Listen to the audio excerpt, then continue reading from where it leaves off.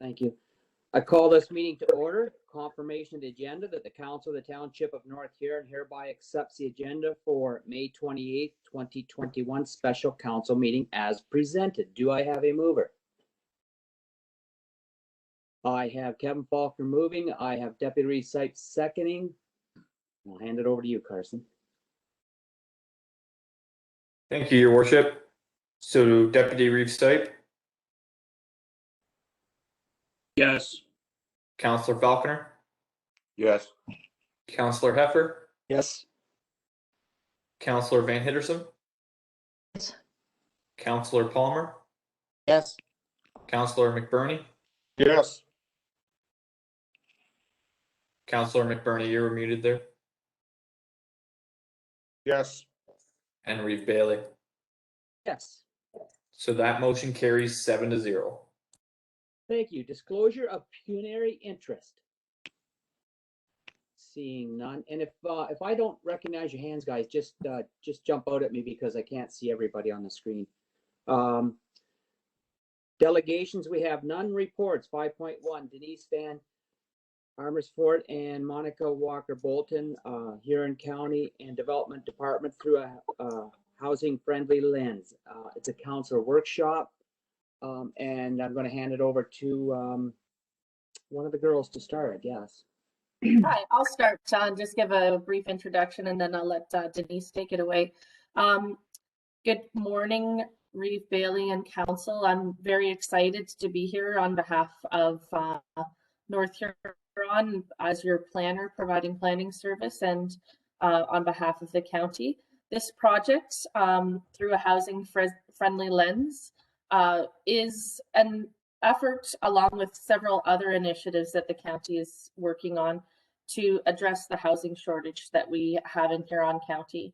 And through a housing friendly lens is all about streamlining the processes that are available to get housing built and identifying opportunities for new housing. So through the presentation that Denise has prepared for us today, we're going to talk in general terms about what's going on at the Huron County level, but also get very specific to what opportunities we have in North Huron.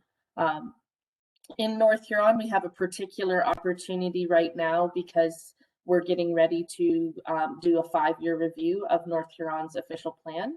So that actually puts us in a very good position to be able to address some of the policy issues that need to be addressed to implement the ideas we're going to be talking about today.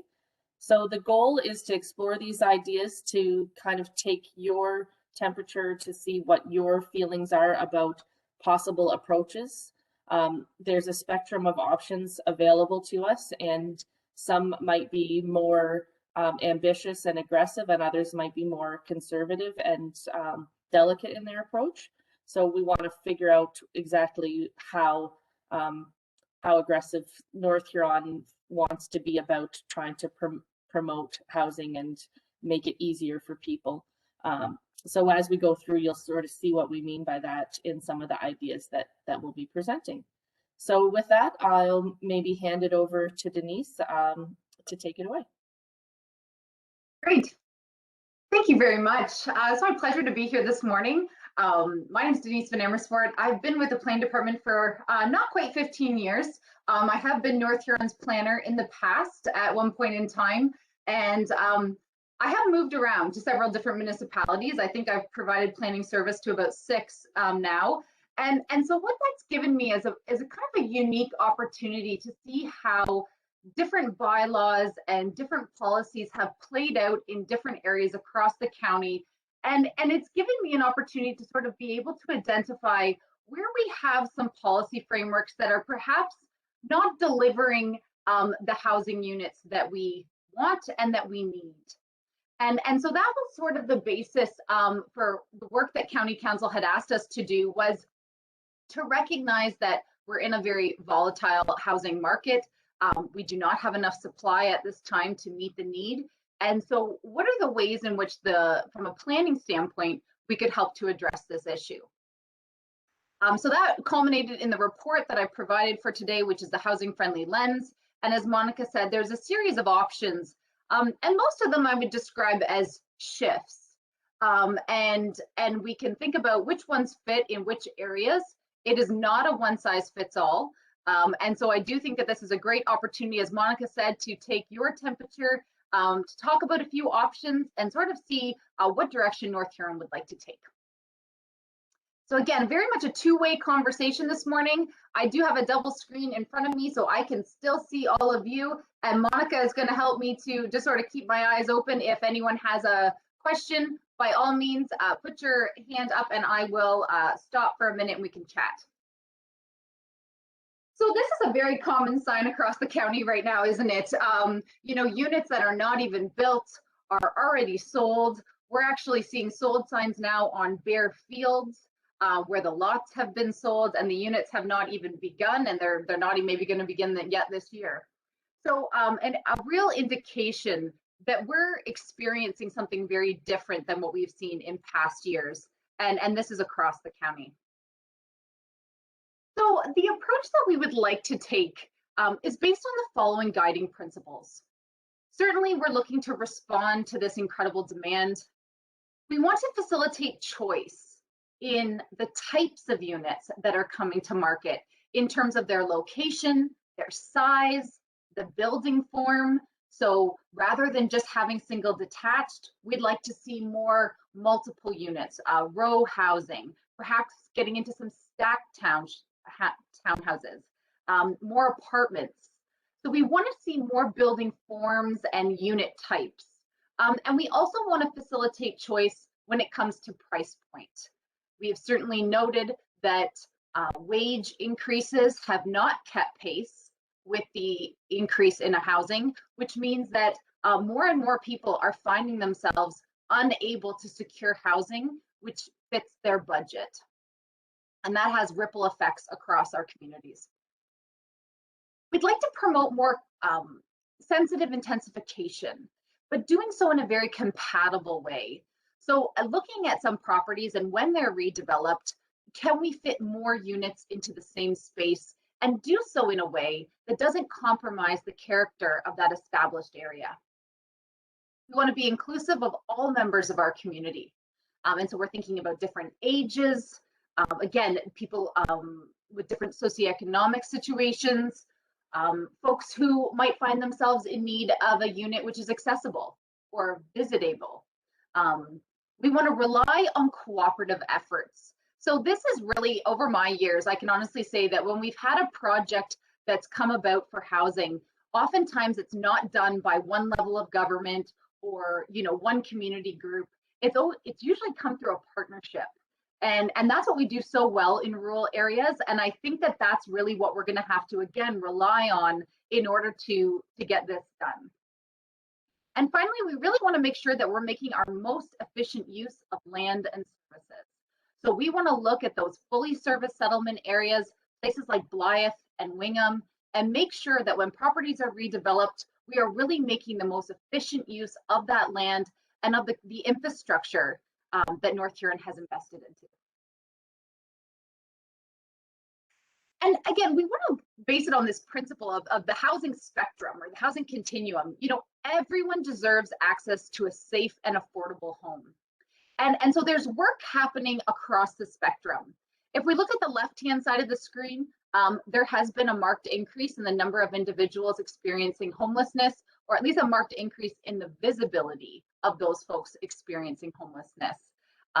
We do have the Out of the Cold shelter, which is operating in Goderich, the emergency shelter, and the county is taking steps to move towards a more supportive housing model for those individuals. At the other end of the spectrum, we see the market initiatives. So these are where most of our plans of subdivision, most of our redevelopments fall into that end of the spectrum. And where it's really difficult is in the middle, to get the affordable units built.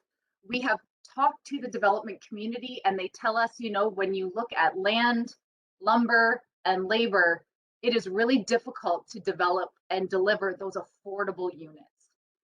Attainable is another word that we have used in the county. And when I say attainable, what I mean is that somebody who in Huron County makes a living wage, which is $17.55, that they would be able to secure a housing unit which represents no more than 30% of their income. And that is hard to come by, particularly right now. So again, we're looking at initiatives across the board. And this one, I would say, does touch the whole spectrum, but is largely more towards the right-hand side of your screen. Again, I think everyone at the table this morning likely knows somebody who is looking for a housing unit.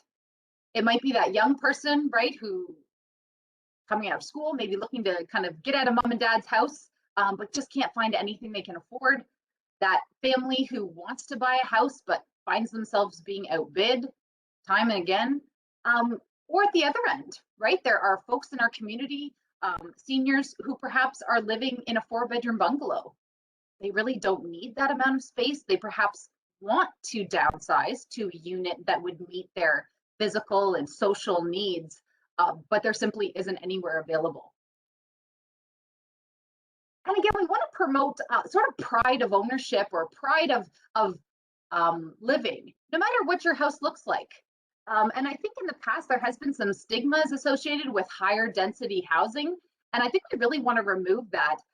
You know, as we go to areas like Kitchener and Waterloo, you know, we see some of these new housing forms, these stacked townhouses.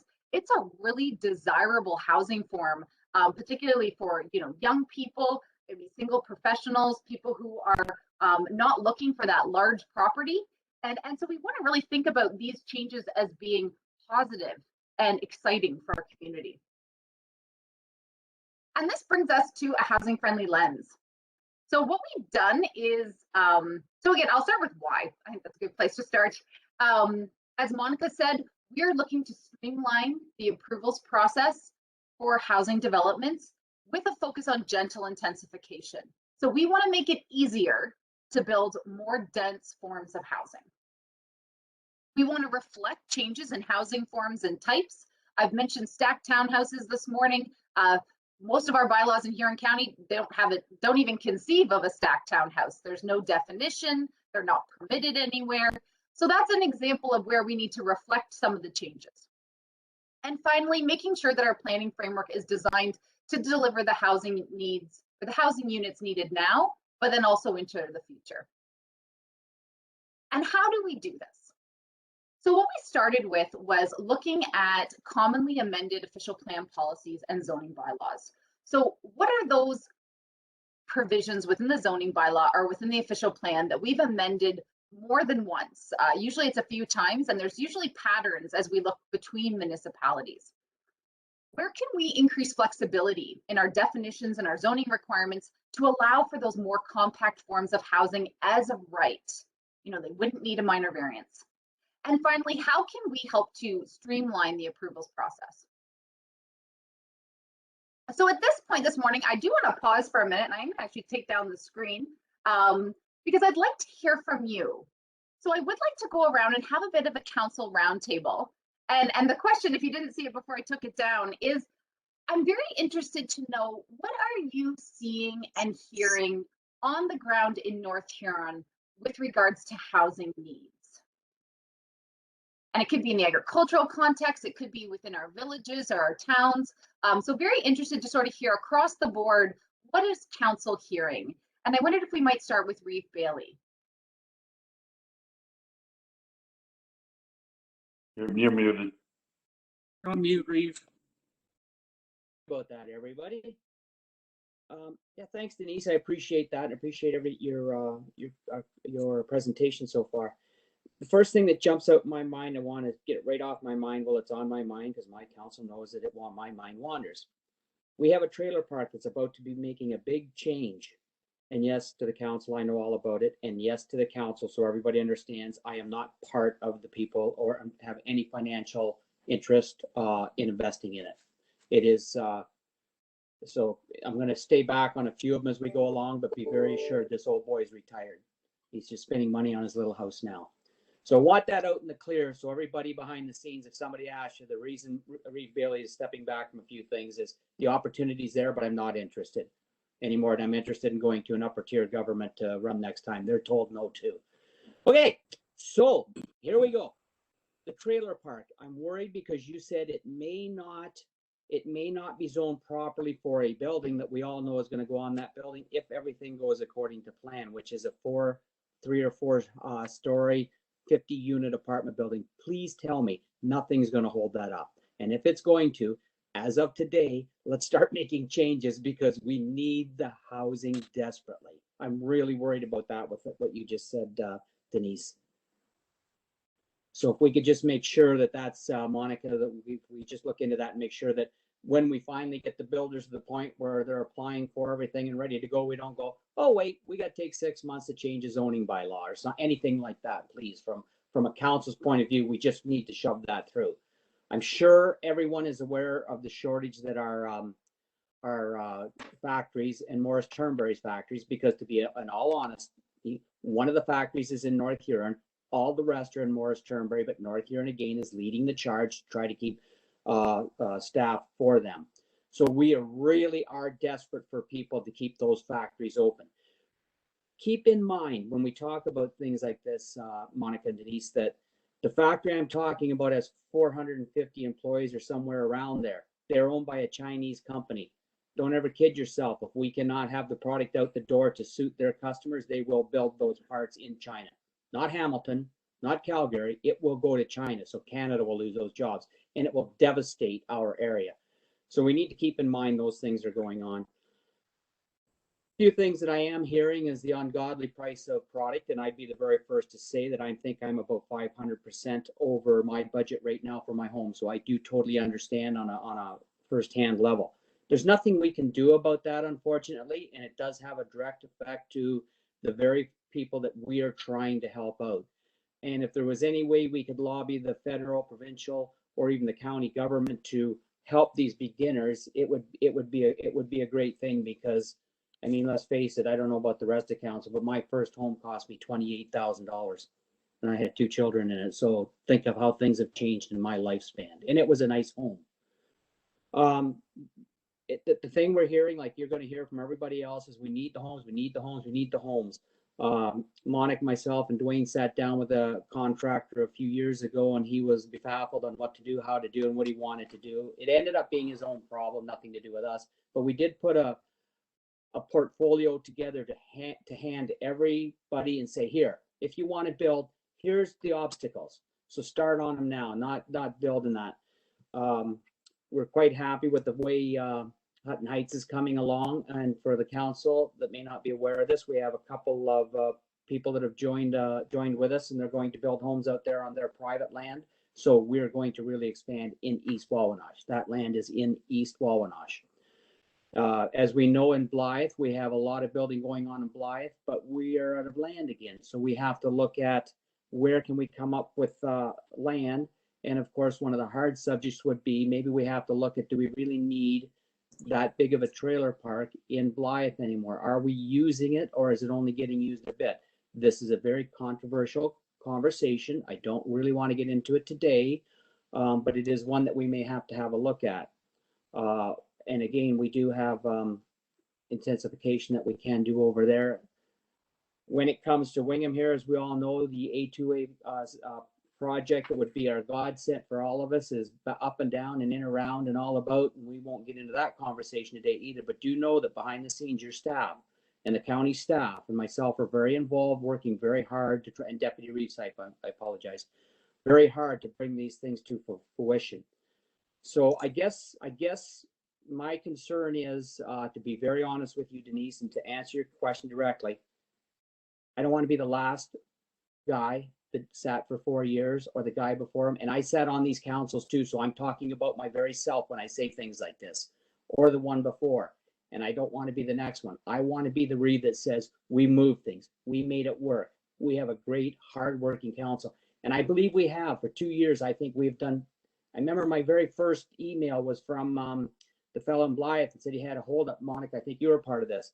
And it was on a Friday. So I just emailed Dwayne, and if it was Monica at the time, and the guy and I said, well, it's Friday morning. Nobody goes home till Friday afternoon till we solve this. Again, it ended up being the builder himself holding it up. But apparently he was upset because it dragged on for 6 months. But once he was confronted with what he had to do, we all know what happened in Blythe. That's the pace I set. That's the pace I want to continue for another 2 years. And Much to the happiness of my council, I will stop talking now. Trevor, would you mind going next? Yes, thank you, Reeve. So for the most part, what I'm hearing in North Huron is part of the issue is, and it always has been, is supply. Supply in North Huron has been, we are landlocked, a lot of it,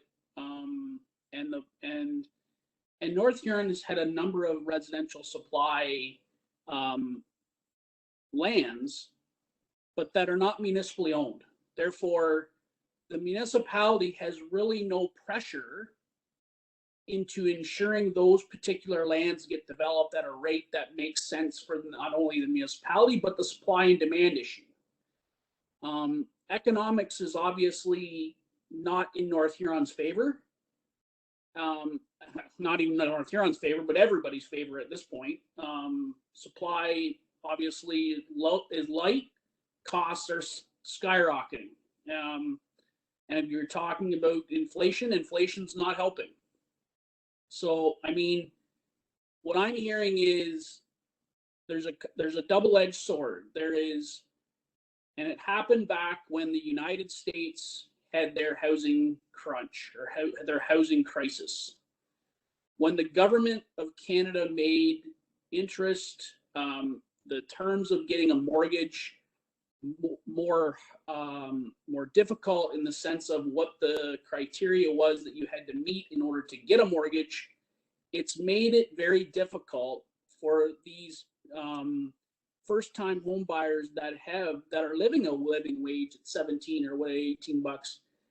Like, I would argue, I would find it hard to believe to find now somebody who even has a common job. I mean, not a common job, but I mean a job today in a housing market that they've had for 10 years, that their housing costs are only 30% of their wage. Like, that's insane. That's unheard of. I know mine isn't. I can tell you that right now.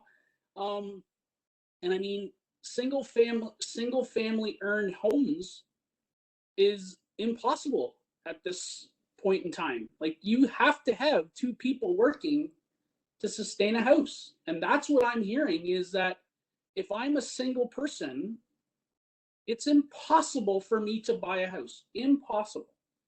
Yet when I say to them, well, what about, and they say, the even sadder part is I can't rent because the rent's even more than my mortgage would be.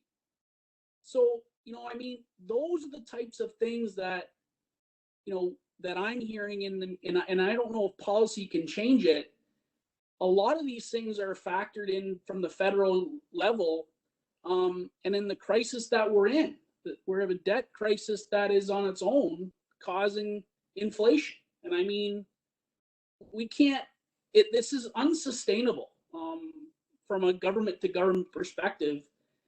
But North Huron's biggest concern right now has to be that we have potential land, and we can't develop it because it's not owned by North Huron. And that is the biggest issue that North Huron has, in my opinion, right now. We have enough supply to deal with it, but we don't have the authority to force anybody to build what we need. And I think that's the concern that I have as a councillor at this point. And that's what I'm hearing from other people as well. Thank you, Trevor. I'm going to ask Kevin to speak next. Thank you, Reeve Bailey. I can only really speak on what's going on in Blythe here, just from having a day-to-day conversations. But most of our housing here has been generated from the ability of the aging population here being downsizing and selling their homes to young couples coming in. Who have the income to do it. I don't know how they do it these days, but so it's been that's been driven by the downsizing. A unique problem that we have in Blythe with having the seasonal theater here is we have an influx of renters every spring, but they're only here for half a year to 3/4 of a year, and they're gone. So they take up a lot of the basement,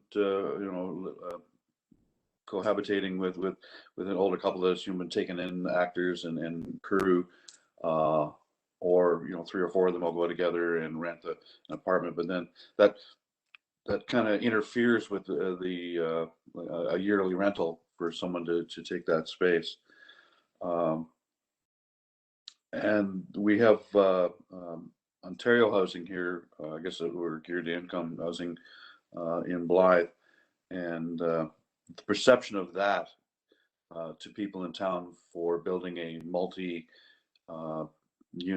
or high density building kind of shuns people away just because of it's just their situation is the way the units are rented out.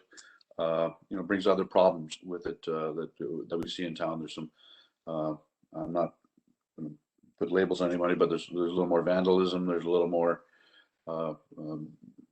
vagrantism coming and going, and more policing presence in town because of that type of housing. From going to other affordable housing and listening to the government's talk over the years that have been in the council, I find it's the government's definition of affordable housing. Everything that we hear coming from the higher tier governments is their version of affordable housing, which is completely different in downtown Hamilton or Mississauga than it is here. Affordable housing here is higher than housing. We don't typically have here $1,900 a month rent for an apartment, 750 square foot apartment. Where in those bigger centers they do, and that's what they gear their formulas for as far as building buildings for affordable housing. Which so I'm not sure how we would build housing here that's affordable for the yearly income of the people that we're trying to generate these homes for. What you would actually get as an end product. So how do you build one that fits in with the architecture of our towns and without it making it look more like the Ontario housing where everything's very minimalistic. It's a cold building. It's tough to fit these kind of buildings into an older rural setting and make them acceptable looking, and that people would come into and pay the little higher rent for the buildings. Where as you see in the larger metropolises, a big huge push there 10 years ago to change everything, change the definition of an apartment into a condo, and it's a difficult process. So, but in Blythe, I'll just to recap, it's just downsizing has been driving the market so far. It's well accepted. I looked at it myself.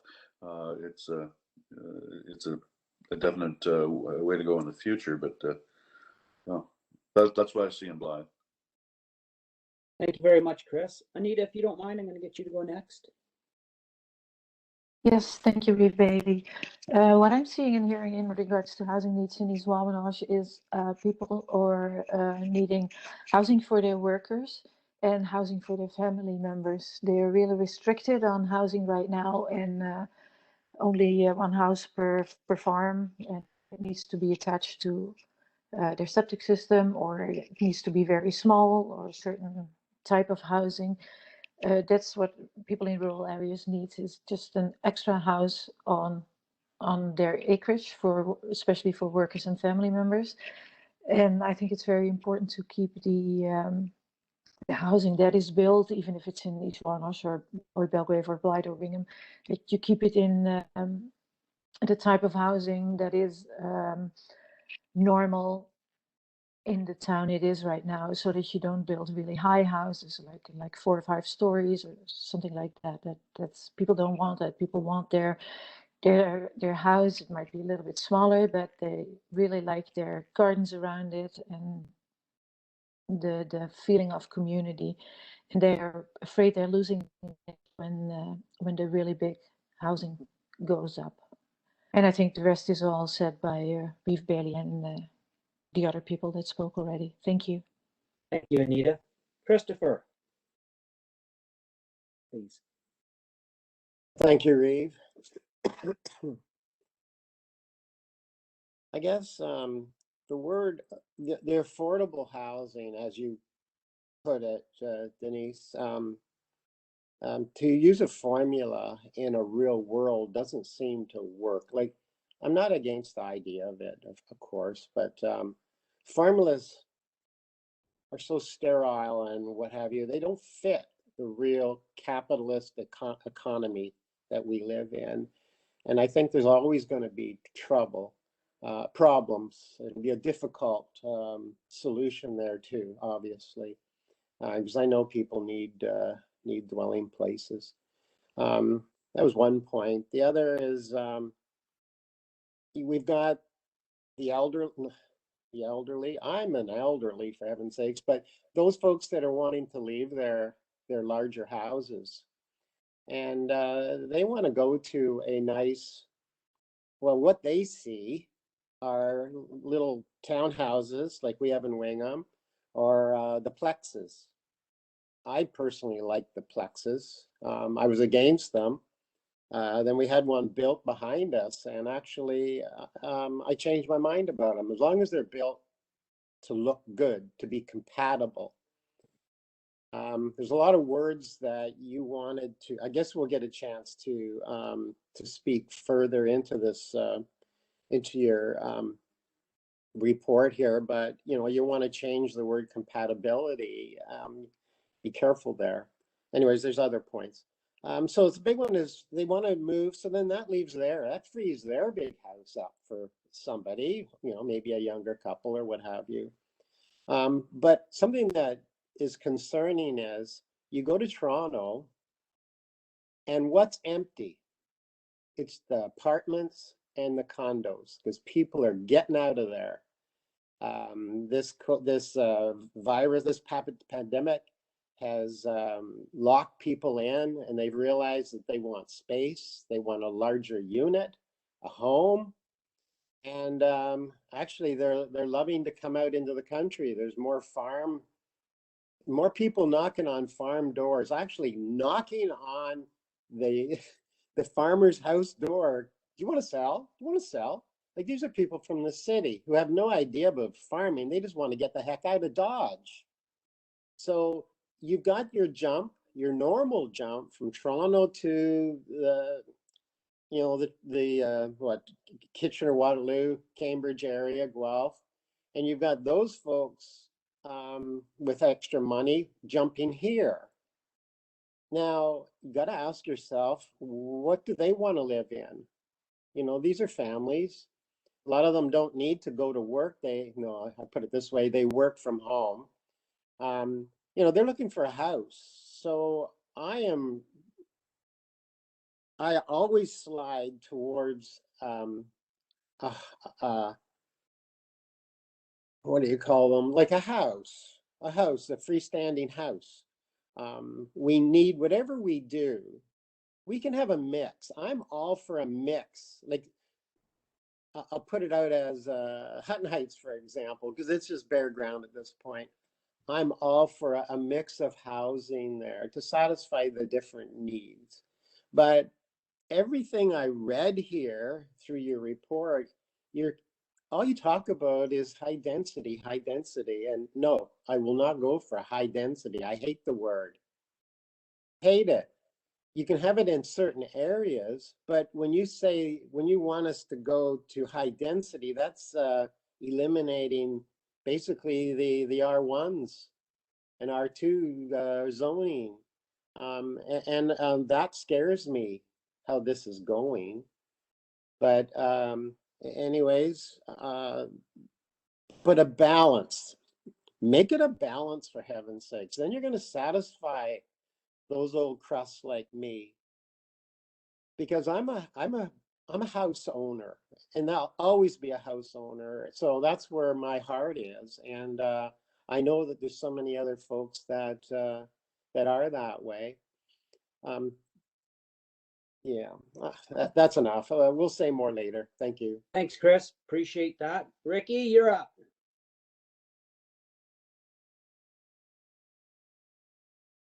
Okay, thank you, Reeve. What I've been hearing mostly is affordability. And much of what I've already heard being said just prior to this, that seems to be the issue. And as Councillor Palmer says, the city folks is what's coming here. And the seniors are moving, downsizing, and people can't afford the houses that are there. Anyway, we talked once at our strategic planning committee meeting that time, and we were talking about big high rises. I guess that's off the board now, eh? Anyway, that's all I got. Because of COVID, Rick. Pardon? Because of COVID and that little box you have to go into up and down to get to your apartment. Is that where you're going? Yeah. Okay, my friend. Paul, you're last but not least. Me feel good. Okay, no, as I was alluding to you earlier, Denise, I'm talking of the Wingham ward in a sense. I appreciate hearing what's going on in the other part of North Huron. It's interesting, and all the stigma that happens, the negative and the positive things. But I feel that if we could get some of these plexus that built in Wingham like you have, I'm very jealous. Every time I go through Blythe, I like driving around seeing them. I see happy people in those plexus, but I figure for every plex you build, I can see for the older people in Wingham, they go to it and it would free up a house.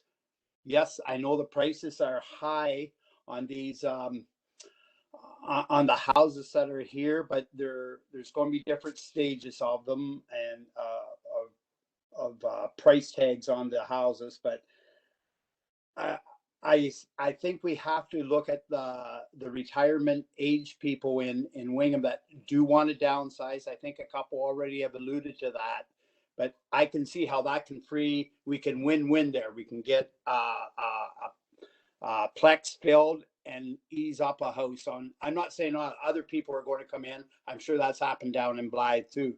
But I know there's a number of people in Wingham that would just love to go here. They don't want to leave here. They have friends here, and their biggest thing is the hospital is here, doctors. I think we have to look at them, whether it's finding some of this. We say we don't have much land around, but maybe there's some infill places that can be used here. I know just behind my house, behind my area here, there's some big lots there, but it's a landlocked land. So maybe when something gets going here, maybe it can be tied in. And sure, maybe it's only 5 or 6 places could go in there, but to me, it'd be a win-win for the town. Thank you very much. Thank you, Paul. Denise, we're going to hand it back to you now.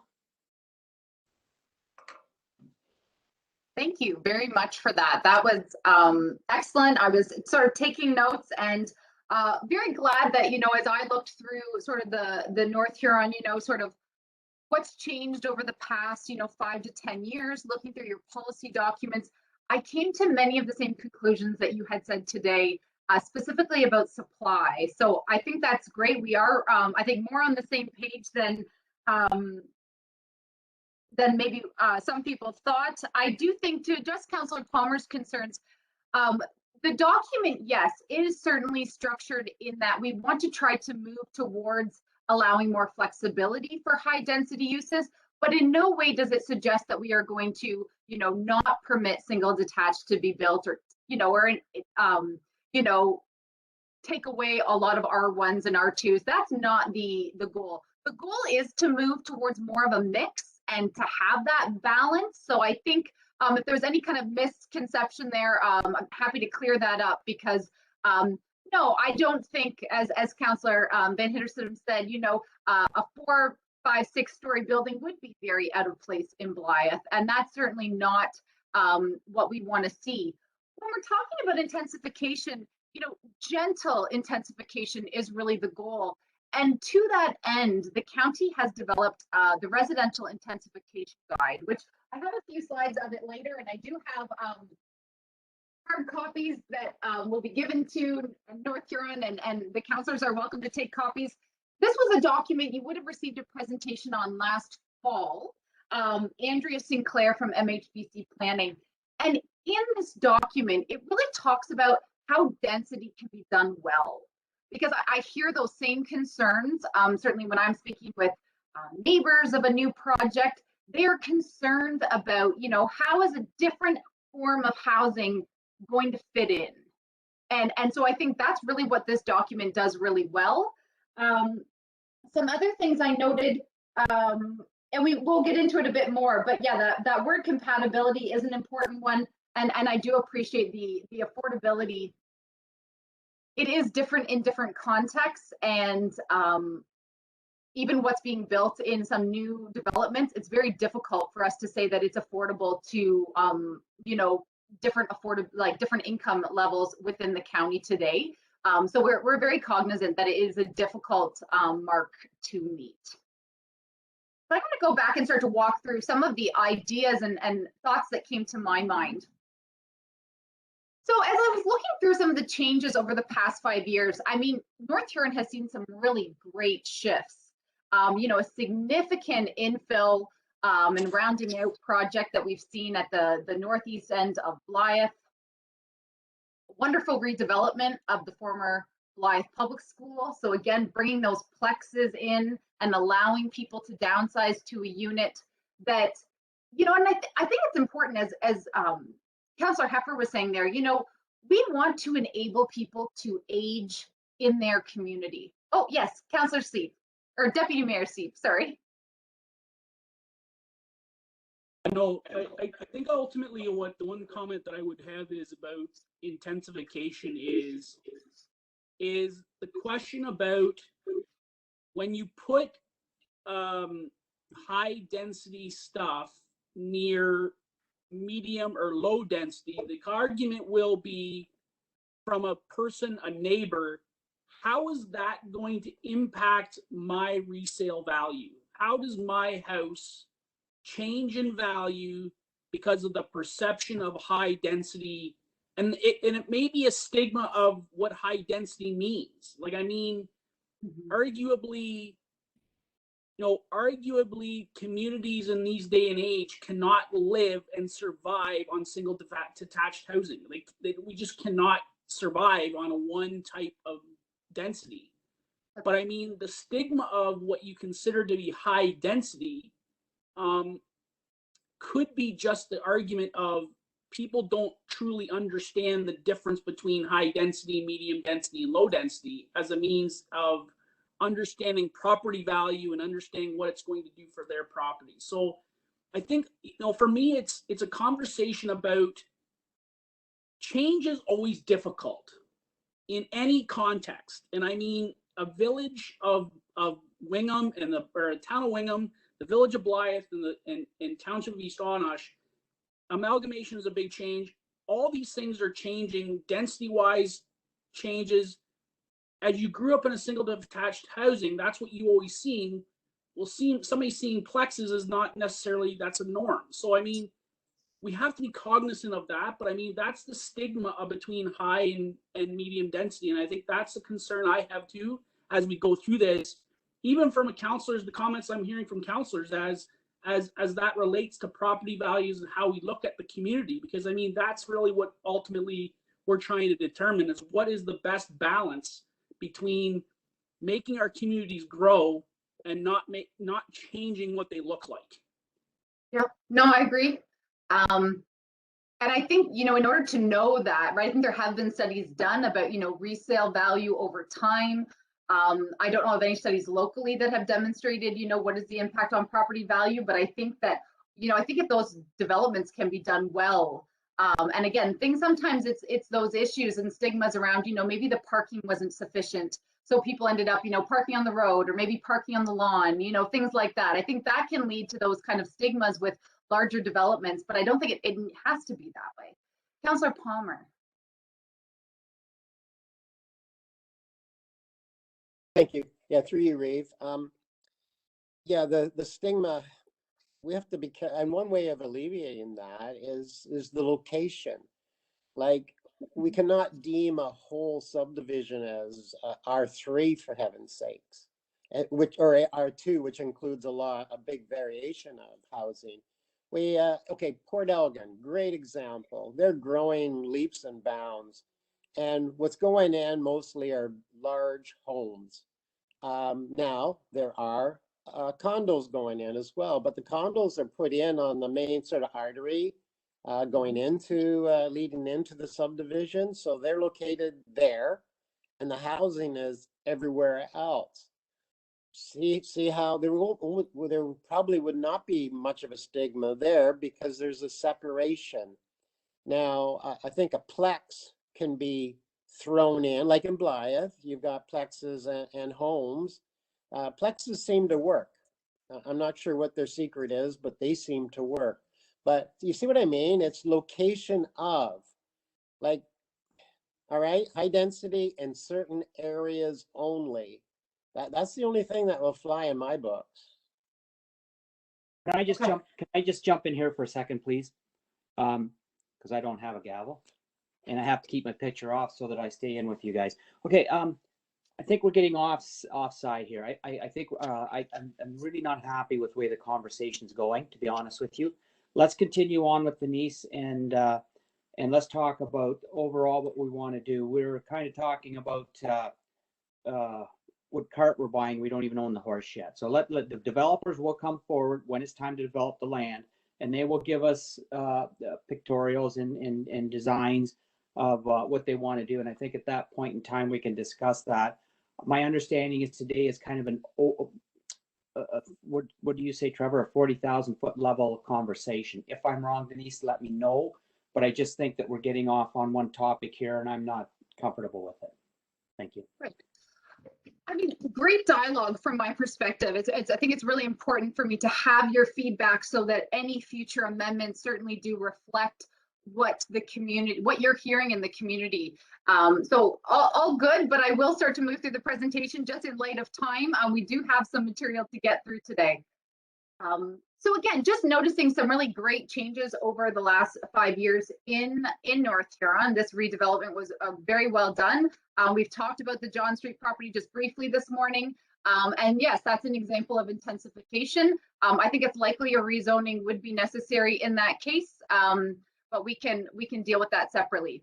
So some exciting things happening in North Huron is certainly what I noted in my review.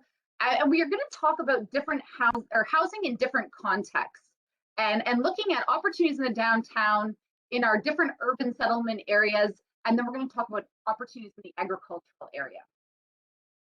So to start with the downtown, currently you permit dwelling units above and behind commercial storefronts, and that seems to be working very well in North Huron.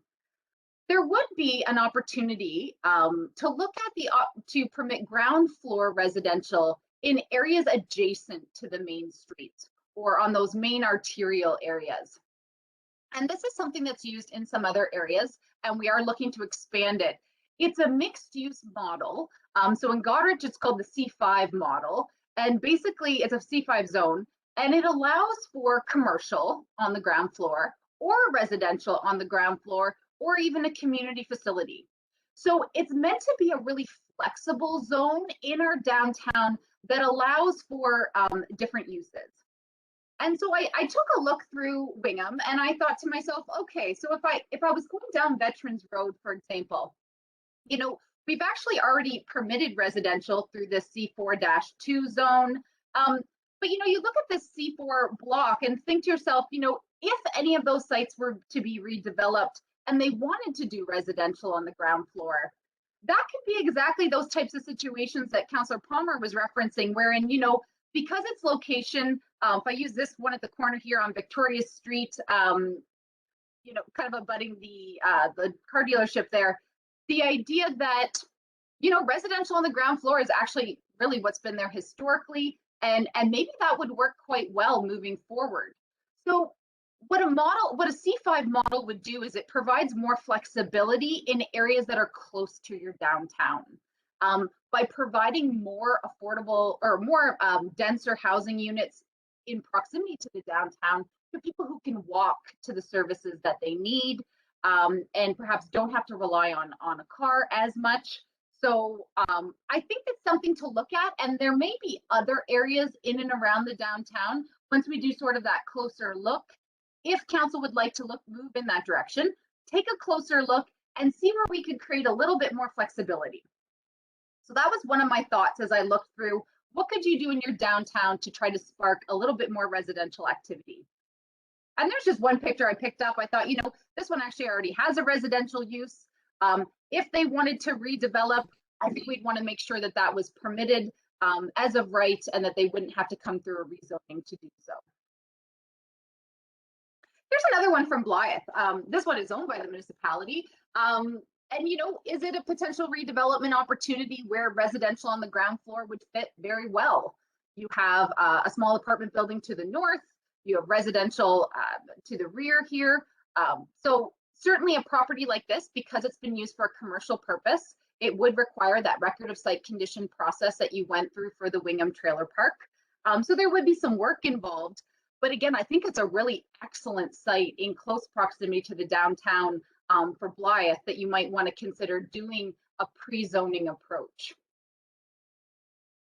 When it comes to urban residential, and we look through the different communities, we have a really, you do have a mix of housing today, and how can we help to build on that mix in a way, again, that is gentle? And some of the pictures I picked up here, in the top left-hand corner, you'll note that one unit, as you walk by, some people wouldn't even note that that building contains multiple units. It's obviously a historic building. It's been done so well. You might walk by it and not even realize. The plexus, certainly, there's more of an indication as to, yes, this is multi-row, but a very attractive form of housing. And it helps to support that aging in place that Councillor Heffer spoke about, people who want to be able to stay in this community in their later years, close to their family, able to stay with the same doctor and attend the same church. Those things are really, really important in our later years. And this form of housing allows people to stay in their homes longer.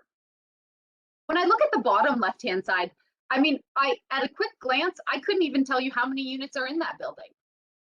And that's a great thing, actually, right? Because does it, to Councillor Ford, but does it matter? What if there was 8 in that building? So long as there was sufficient parking, I don't know that it matters that it's 4 or that it's 8. I think what matters is that the form and the scale, the height and the overall massing are done in a way that's really compatible with that more established neighborhood in Blythe. And lastly, you see, this is an apartment, but again, very low profile. I mean, we're talking 2 stories. It's got some great outdoor space for the residents. And again, I think can be integrated into a lot of neighborhoods. So I took an opportunity to look through each of the different settlement areas, and I won't dwell too long on some of this, but taking a look at your supply, I agree, is where we need to start in Blythe. And so I was able to go through and sort of pick out, okay, where are the parcels that are set up today for development? And so the ones in the squares are areas that are either have developed or have that development zoning, a future development. And then I put some circles around ones that I thought, maybe this is a place that we could have a conversation and kickstart some activity. So Union Street, for example, there are lots on Union Street, which would be great to develop. And there's actually future development lands. If we were to extend Union Street even further, this land here directly to the west is also zoned for future development. Now, if I go back to the previous slide, what we need to keep in mind is Blythe's sewage treatment plant does project a setback requirement. I believe it's 150 meters. So this some of this future development lands may in fact be impacted by that buffer zone, but there would be an opportunity there on Union Street to see about, is there any way we could help to kickstart some redevelopment there? The zoning today is R1. So again, a low density development, perhaps a higher density like a plex or something like that, zoning that would permit a plex development might help to account for the cost of building that road, right? Because if we're building a whole road, you're only getting 4 houses on it, it's often you can't pencil that exercise out from a financial standpoint. If you're able to go to a plex and now maybe there's, I just have to take a look here, 8, 12, 12 units, well, all of a sudden you could maybe pencil that out. So that's where, again, an increase in density can help to sort of kickstart things a little bit. Here's a lot. I happen to know it's owned by one of the faith-based organizations in Blythe, and currently it's Denise? a vacant. Oh yes. Yeah, sorry about that. Planning on land that is owned by people that might just really like their big lots, and is that a way of looking at things? You can't just say, oh, that's a nice spot, we can build houses there, and there's future development. That's all owned by other people. Is that something we want to do, or how does it work? Yeah, I would appreciate if people say, oh, you have a nice farm there. Oh, let's build a fourplex there. It's close and that looks nice, but I'm farming there, so what's the plan for that? No, so the point of this is to identify properties that would have the opportunity and to see whether or not we can create some more flexibility on those parcels that might help to further development efforts. Certainly, it's up to the people who own them. If they don't want to develop them, I mean, that's certainly their prerogative. And we wouldn't pre-zone anyone's property without contacting them, right? So this type of a process is something we would do in concert with the 5-year review. We would have a conversation with the people who own the properties and ask them if they're interested in having this type of a rezoning done on their property. So yeah, no, it's not something we would just go in and do. Certainly a consultation would be built into any change that is conceived of. Denise, it's Okay, thank you. It's Reed Bailey. I'd like to, sorry guys, and now I can't get my video to start, but that's okay. Denise, I just want to follow up on what Anita had said there. So I did hear you say that people would come to visit these people that have the land. So have we started that, or are we still talking about that? Where I'm going with this, if while we're going through this and you have all this information that's pertinent to this in front of you, if we had the name of the people that actually owned the land and gave it to our staff, we could maybe pursue this a little faster, because this looks like this particular piece of land is right in the middle of residential, so it's residential, and all we'd have to do is find out, does the town own it or who owns it, and move forward with that. Is that possible to get a list? So yeah, so it's on the roll. So the municipality certainly has all that information, and I think it's about about the process by which we want to think about how are we engaging with our community members. I know, for example, the Township of Halleck actually sent letters to people who owned future development lands, just making them aware, you do own lands that have development potential. Maybe you didn't think about it, or maybe you have questions. And that letter sort of formed as a bit of an invitation to come in and talk to municipal staff about what might the options be if in fact they are interested. I know certainly in Zurich a few years ago, we led an expansion to the settlement area. In that case, we mailed letters to everyone who owned properties around the border of Zurich and invited them out to a special open house. It was extremely well attended, and people came out and some of them said, you know what, I have no intention of developing, but my kids might. So yeah, I would be fine with it being future residential. Other people told us, nope, I'm not interested, kind of leave mine alone. And we absolutely respected that. So I think it's about the process by which we do this. And yeah, this would be one example, but certainly not the only one. Thank you very kindly. So I just want to reach out to Dwayne, and we have this land and we know where it is. If we can just document this and not right away, but we'll move forward with this another day. But this is a good starting point for us. We don't need to take another 8 months to figure that out. Thank you, Denise. Thank you, Anita. Okay. Go ahead. Okay. This is just another example of a property. It's a low density zoning today, but it is quite a large property. And, you know, might there be an interest in a pre-zoning on this one to allow for something that is a little bit more dense? It is in proximity to a community facility. So it's already a bit of a mixed use here. And I think, you know, again, an opportunity to talk to someone. Are you interested? If so, that could be a redevelopment site. This is one where I believe we've actually had discussions in the past. This is the county housing building and a couple other higher density, or medium density, I would really say, uses in here. And another great opportunity that maybe we could facilitate through a pre-zoning approach. So again, lots of opportunity in Blythe. But I do think as part of the 5-year review, Monica and I will take a look at sort of the overall, do some number crunching and see, does Blythe have sufficient lands for development over the next 20 to 25 year planning horizon? If it doesn't, then I think we need to look at in which direction could we expand Blythe. I'm very cognizant we have a municipal boundary on the east side, so perhaps looking to the west, are there opportunities to expand Blythe, and are there property owners who would be interested in having that happen? So that would be as part of the 5-year review.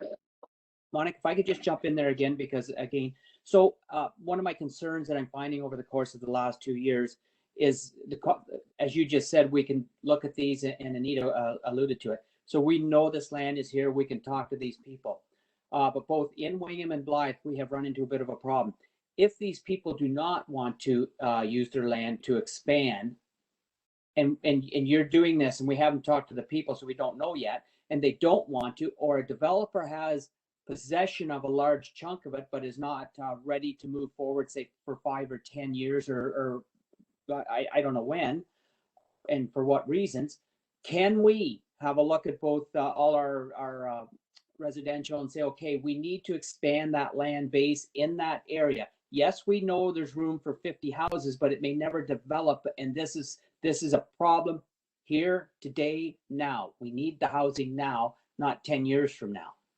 Can we do that?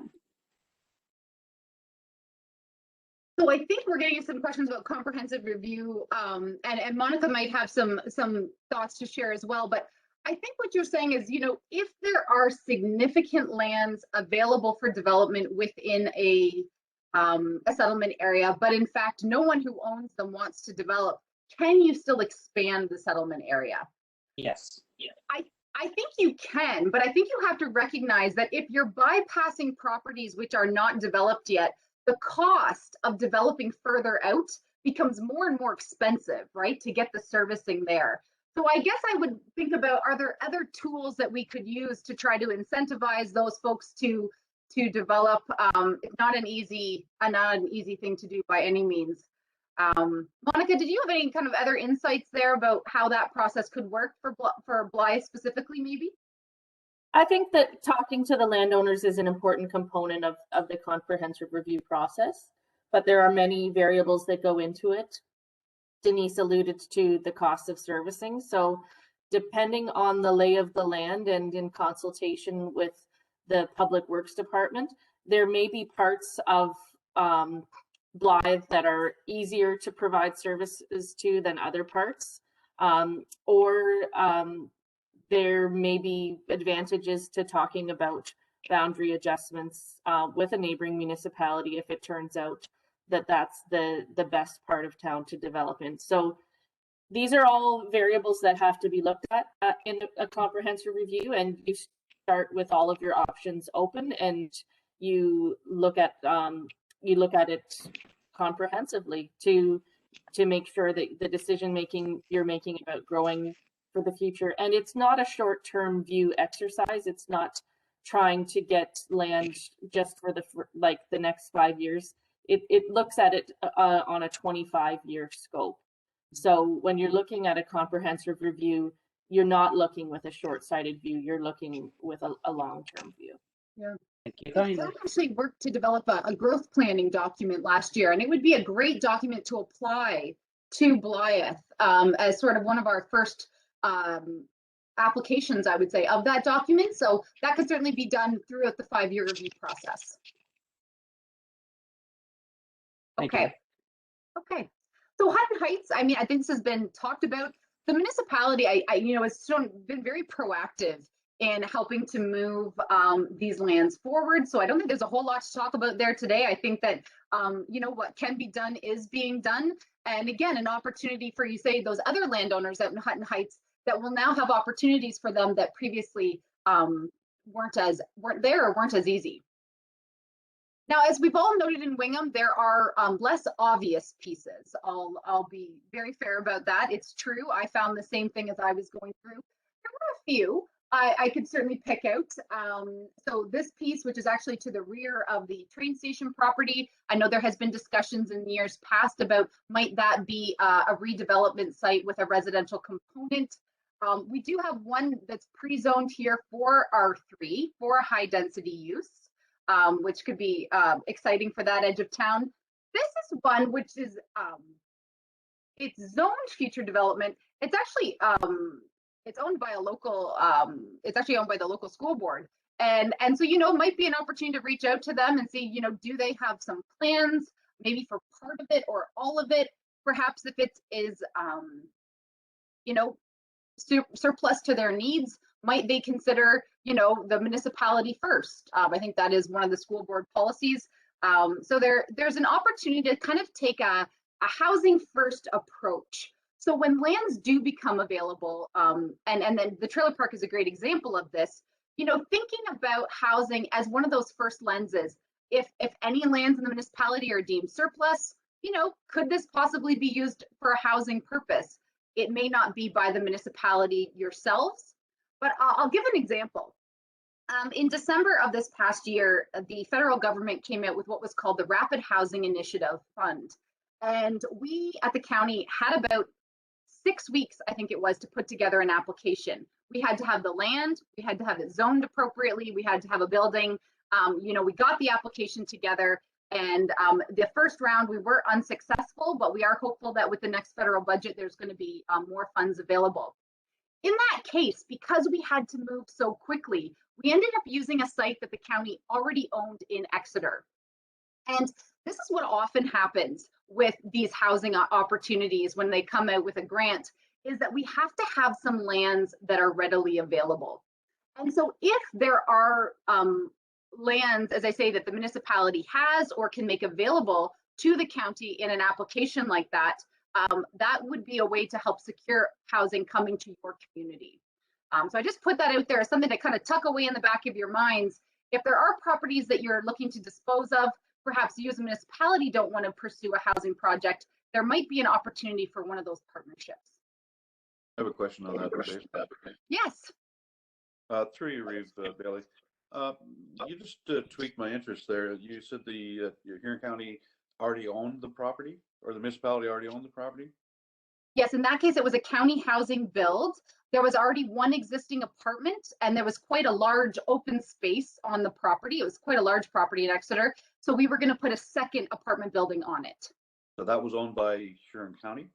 That's right. What are the possibilities of Huron County purchasing property adjacent to, or land adjacent to Blythe? You said it was the Huron County, rather than a small municipality trying to get the funds to buy expansion in North Huron, that the county help out municipalities by purchasing these properties. Denise, if you want, I on that. Oh. Yeah. So just You know what I mean? Like you're so, talking, you already own that property, and you're going to develop it. Just putting all that onus on the township to make a large purchase and fund it. So, is there a way that Huron County could do that? So at Huron County, I have brought that up on behalf of North Huron a few times, and the county right now is not looking to the north for subsidized buildings. Not that I will continue to pursue it, but just from a county council's point of view, that has come up, Kevin. We have discussed it, and right now, and it's nothing against North Huron, they're just concentrating on the Exeter area right now, and we will be brought back into the fold sometime down the road, I hope. Denise, unless I missed something on that, follow up with me if I missed something on that. Yeah, no, in most cases, as you say, when these projects come up, the funds aren't generous. The funds for the actual building were significant, but not for the land. So the way in which the county has come into most of the county-owned properties, they've been years that we've built the projects and had funding over years past. So I wouldn't say that the county is actively looking to purchase like large tracts, but the example I was using, Councillor Falconer, was, let's say, for example, the municipality had a lot, maybe in the downtown, and you were going to deem it surplus to the municipality's needs and sell it to the private market. A housing first approach would suggest that prior to selling it to the public or the private market, you would consider engaging the county, in this case, maybe in a discussion about, is there the possibility that this could be used for a housing project and form a partnership? I wasn't suggesting the township should go out and buy a whole bunch of properties. I was meaning the ones maybe that you already own. But just looking at your previous map there, where in Wingham, where it's pretty much landlocked and there is no land other than as we're moving forward on Hutton Heights, that was land that we had, but there isn't any more. Just how do you move forward with getting more of that? How do we move forward with getting more land to be able to develop it and do these scenarios that you say if you have land available to do it, but in some cases we don't have the land. In most cases, we don't have the land. We don't have the land. Yeah, the trailer park was a great example of one which, there was an opportunity there. But I think it's a very fair point. They're not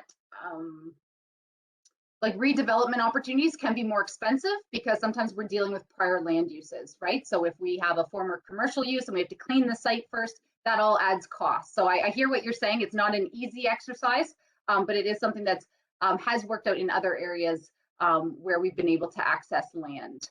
So just putting it out there as something to think about. In your presentation of a lot of the lots in Blythe that you're showing, I know the one that you were highlighting there just off of I can't tell you the street. Anyway, there was you were going to put 12. Yeah, that one there. Nope.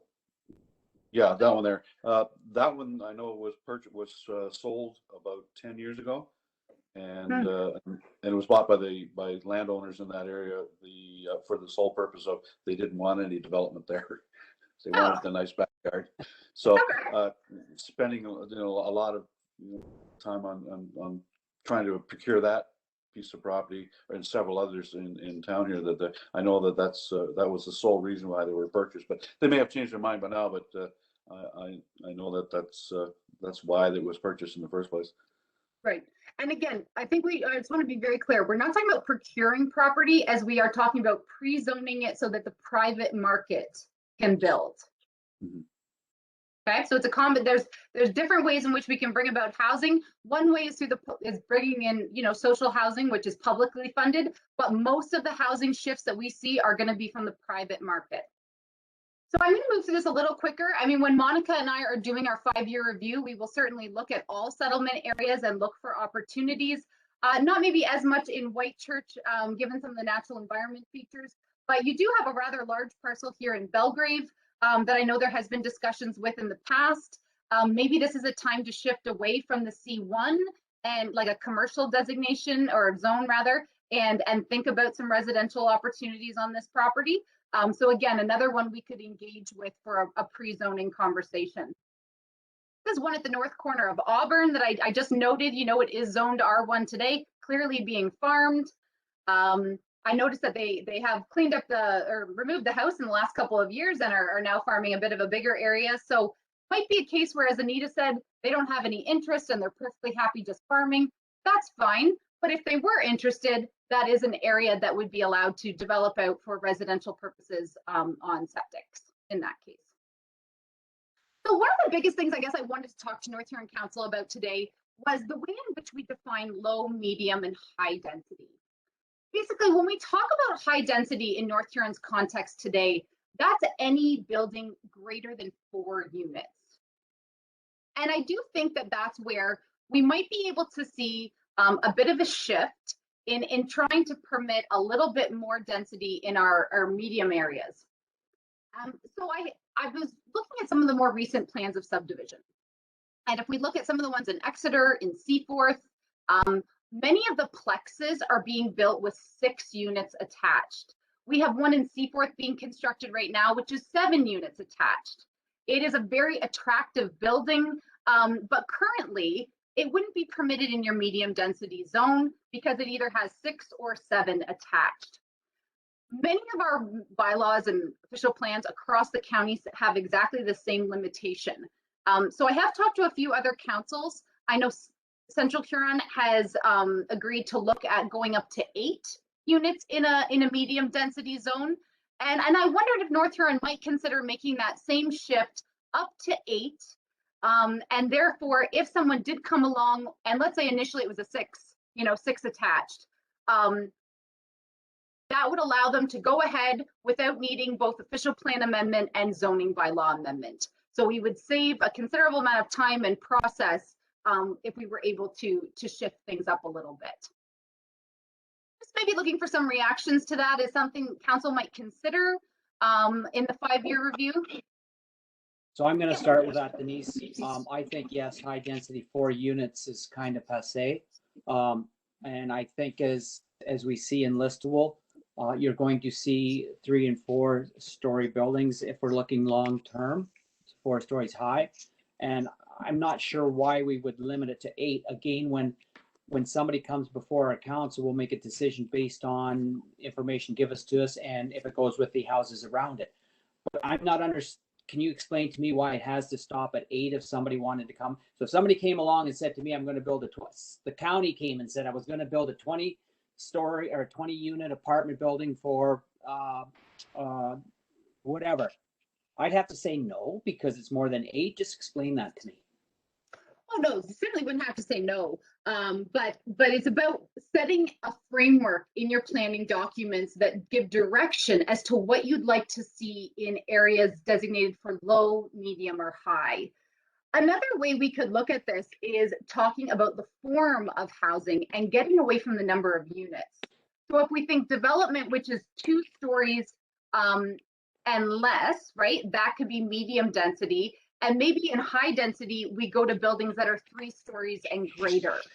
That would be a way of creating some more flexibility within the official plan framework. And then you'd really be down to possibly needing a zoning bylaw amendment if it would depend on the particular lot, I suppose, in that case. So what we're trying to talk about is what is the direction this council wants to give for various areas and the building forms that you'd like to see. So I'll throw it out to council, and I'm not sure if we make a decision today. And guys, I can't see all of you because Denise has her. So just speak out, Anita. I see you.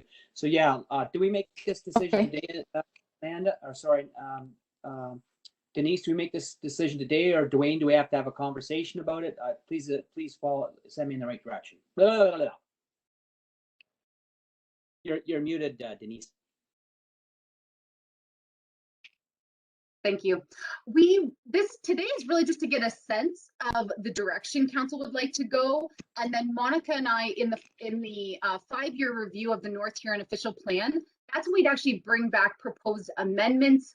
We would take it out for the full public consultation, and then it would be at a much later date that council would be actually asked to make a decision one way or the other. You'll have that full opportunity to hear from people, questions and concerns. Today is just to get a sense from you. Is that something you'd be interested in looking at?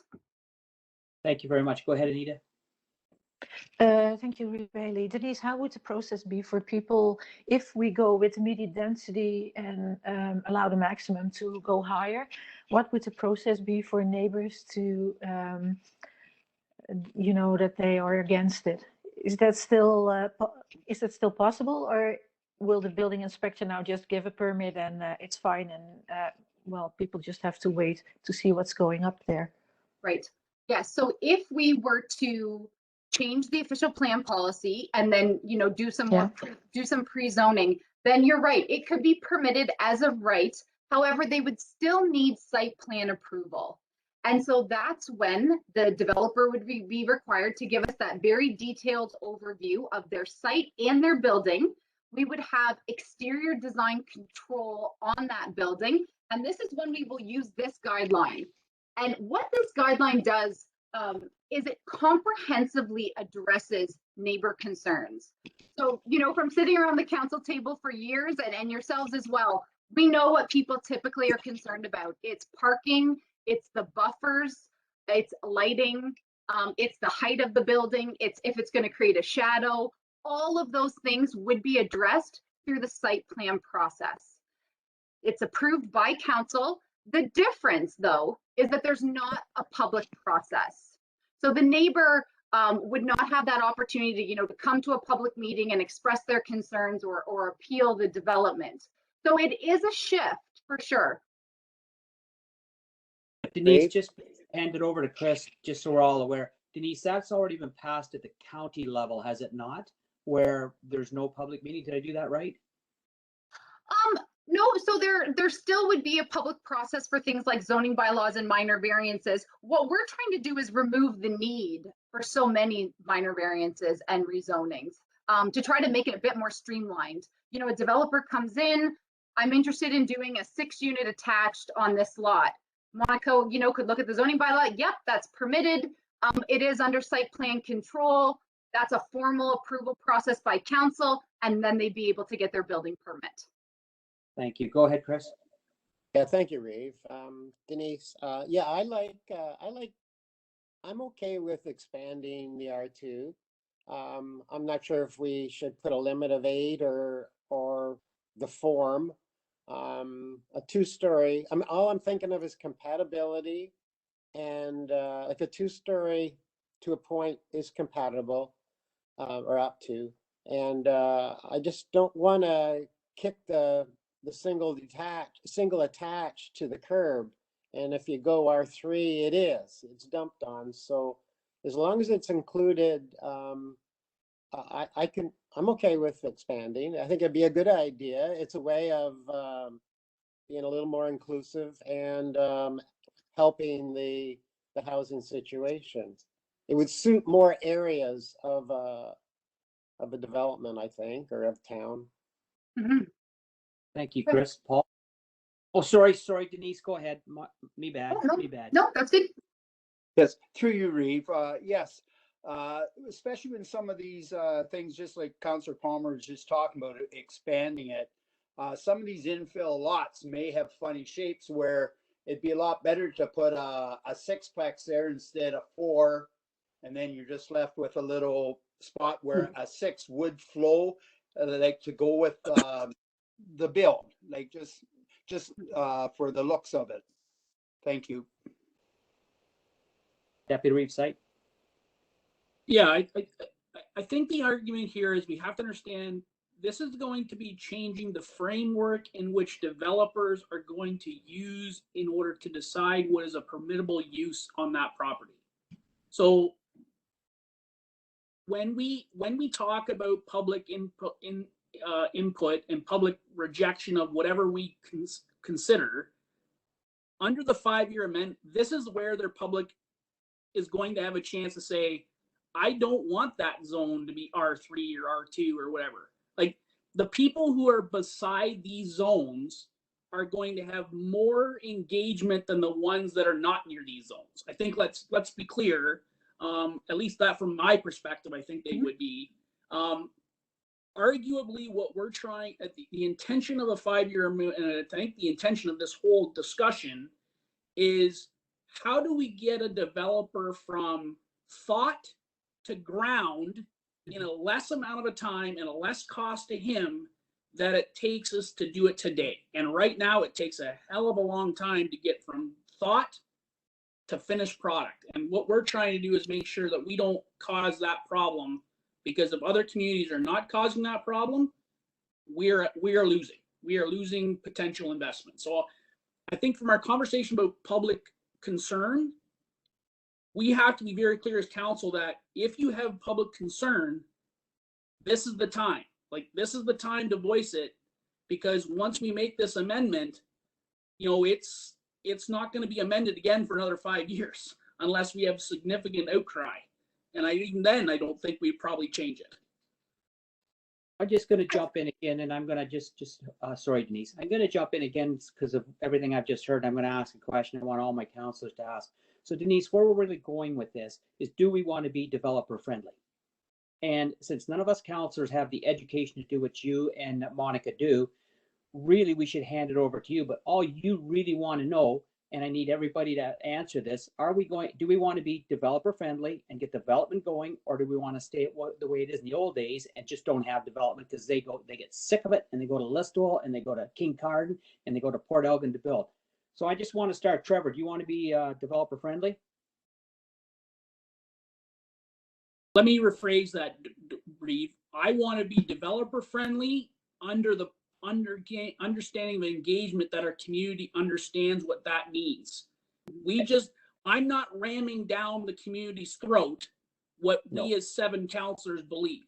I think the community process needs to be established and we need to take that understanding. But I want to make sure that the timeline that we do is make sure that the developers are happy, but also the engagement people who are close to those zones that we're going to change are happy with those changes. If they're not happy, then, and I mean, it's a regular perspective. I mean, I just want to make sure we're not just ramming something down the throat because we believe it's the right thing to do. It has to have community involvement. Thank you. Kevin, do you agree with that? Yes, I do. I fully agree with Deputy Sipes' description of it, and I'm in full favor of it.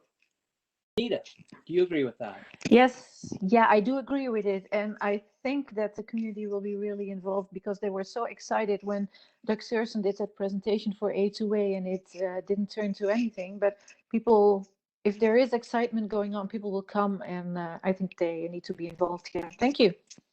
Thank you, Anita. And that hasn't happened yet. Okay, Chris, do you agree with Deputy Reeve Sipes?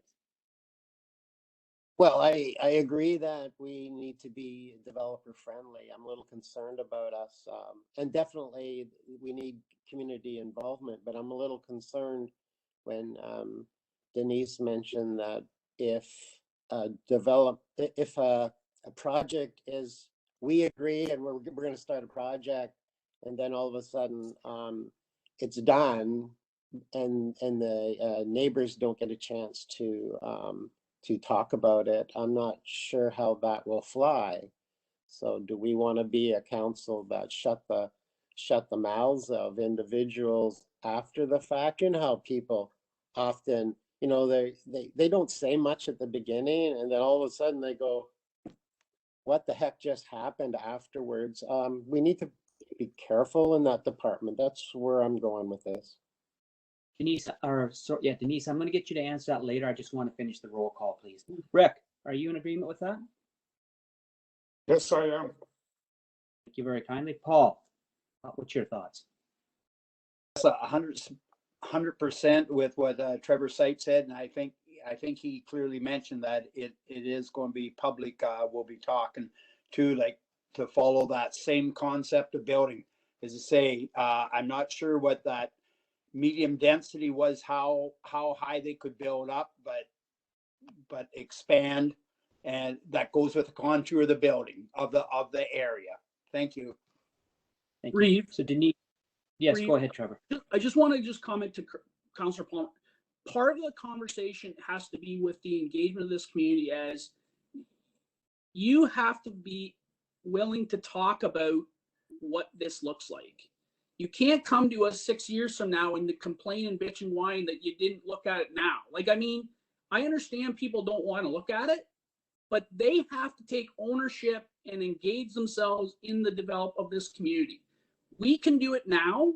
I mean, but if they're going to hold up an issue because they just don't like what the zone is, this is their time. Like, ask the questions now. Don't wait till we got a developer and then think you just can all of a sudden stop something.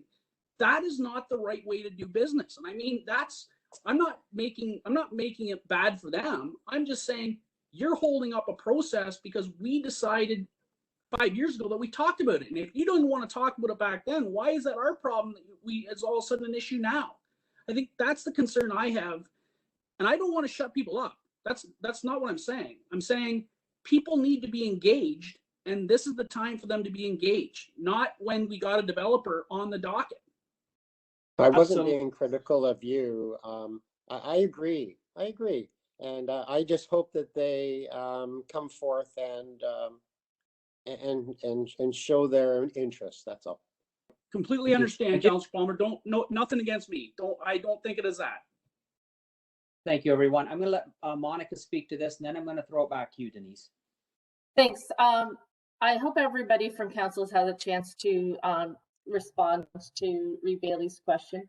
And the sense that I'm getting is that there's a strong vision starting to coalesce around being developer friendly, but launching that in consultation with the community.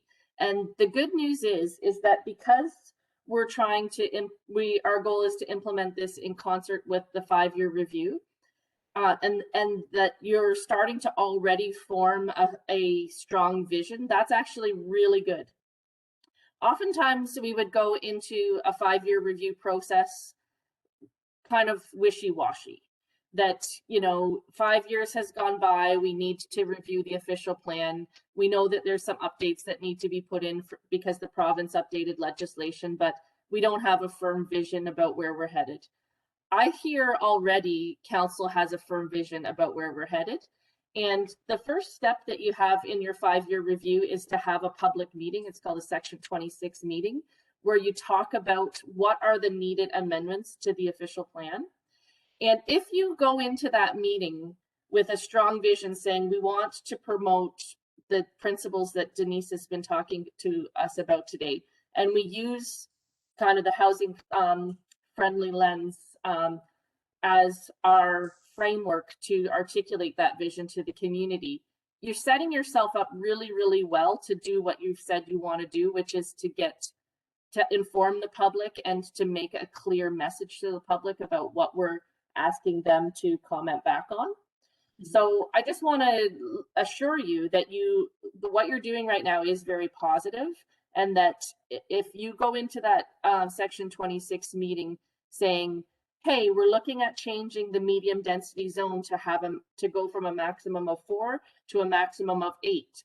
For those of you that live next to an R2 zone already, how do you feel about that? If you do that with that kind of clear messaging, you're way further ahead than most municipalities are when they go into a 5-year review. Because most of them just go in and say, hey, community, what do you want?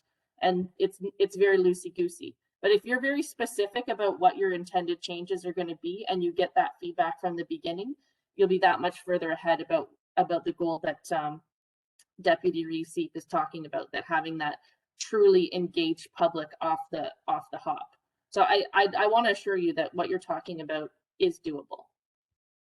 Thank you very much. Just Denise, just before I do hand it over to you, I want to say that I would prefer we go big to small. It's much easier than having small and then fighting the public, as Trevor said, 3 years down the road to get a little bigger one in when somebody comes along. Let's be friendly. Let's be friendly to the developers. And if the community doesn't want it, then that's what'll happen. We'll have those meetings and those discussions. But I think it'd be much easier when you organize this all to say, in certain areas you can have a large development, in other areas you can't. I totally understand that. But rather than say it's going to be 8 only and have, as you said in a few minutes ago, somebody said, well, actually 12 worked in that area, then you've got to fight. If you go 12 and you back down to 8, it's no problem. I always found in life that if you knock the bully down first, the rest of the people are much easier to get along with. That's all I'm saying. Okay. Okay. So there's a lot of nips and tucks and little shifts that I think we could make within some of the official plan language. I'm not going to talk about all of them, but I do want to address the word compatibility. The reason I think, and just to allude to what Councillor Palmer said, it's not that we're changing what the word compatibility means, we're clarifying. Because in the past, the word compatibility hasn't been very well defined, and it's been interpreted very differently by different people. Our department has recently been to the local planning appeal tribunal and given evidence. Monica recently had one in Central Huron where it really came down to the tests of compatibility. And this was part of what sparked the need to have some more clarity around that. So what we mean when we say compatible is development which may not necessarily be the same as or similar to the existing development in the vicinity, but enhances the character while not creating any undue or adverse impact on adjacent properties. So that's the kind of language shifts I'd like to make within the official plan to try to create more clarity about what it is that we mean by some of those terms. There's a number of little changes here and there. I think we've had good discussion today, so I'm not going to get into all of those. Monica and I will be reviewing everything down to, parking requirements, definitions, really making sure it flows between the official plan and the zoning bylaw. Yes, Councillor Van Hitterson. Yes, thank you. I would like to go back to the local official plan policy continued page. It says transitions from highway to arterial or mixed use and permit high density residential where appropriate. We have a couple, we are very bordered by neighboring municipalities. And I would like to know if by this transition from highway commercial to mixed use and high density residential, can a neighboring municipality build housing on a area that is now designated commercial? Right. So that is a change that's being discussed, but as I say, it's not a one size fits all. So where this policy is, I think is definitely going to take place is within the town of Goderich. There are also a couple properties within kind of the Highway 8 corridor of Clinton and Seaforth where we might see this change. When I think of the areas that would border in North Huron, so if I think of Central Huron right at the south end of Blythe, I don't believe that property is, I actually don't know if that property is zoned highway commercial today. I'd have to look to Monica for that. But we can certainly think about whether or not that's appropriate. When I think in Morris Turnberry, I understand they are looking at some of their highway commercial lands. That's part of a 5-year review. We'd want to look at, do you have sufficient highway commercial lands? There has been a lot of development in the highway commercial area in Wingham with the McDonald's, you have a couple new gas stations in the last few years. So we want to make sure that we retain that balance. Some communities like Goderich would have an excess of highway commercial lands, and that's why we want to open up flexibility. If maybe in Wingham's context, you really don't have as many highway commercial lands, then we'd want to look at that a little bit more closely.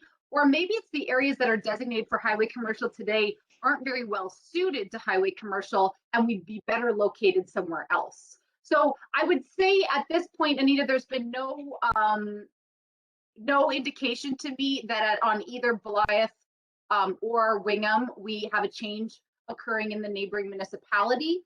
If that was to be proposed, North Huron would be circulated as a neighboring municipality. Yes, but we don't have any say about it because in a different municipality, they could just ask for it and the change will happen as the way I see it in this this plan, because it's a different municipality. Right. Maybe just to add on to that, if I may. The main point to take from what Denise just said is that when we say transition from highway commercial to mixed use, it wouldn't be across the board that all highway commercial is immediately considered for this. There would be planning principles that we would take into consideration. So for example, traffic speeds on a highway.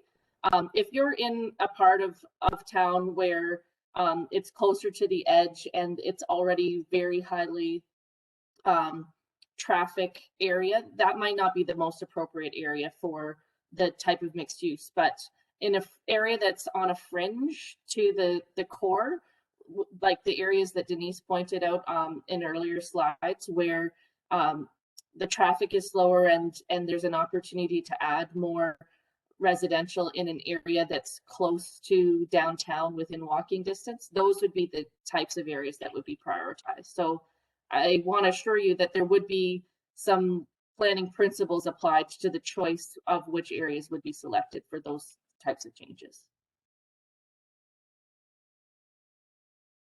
Okay, thank you. I hope that will be enough for for our situations in North Huron.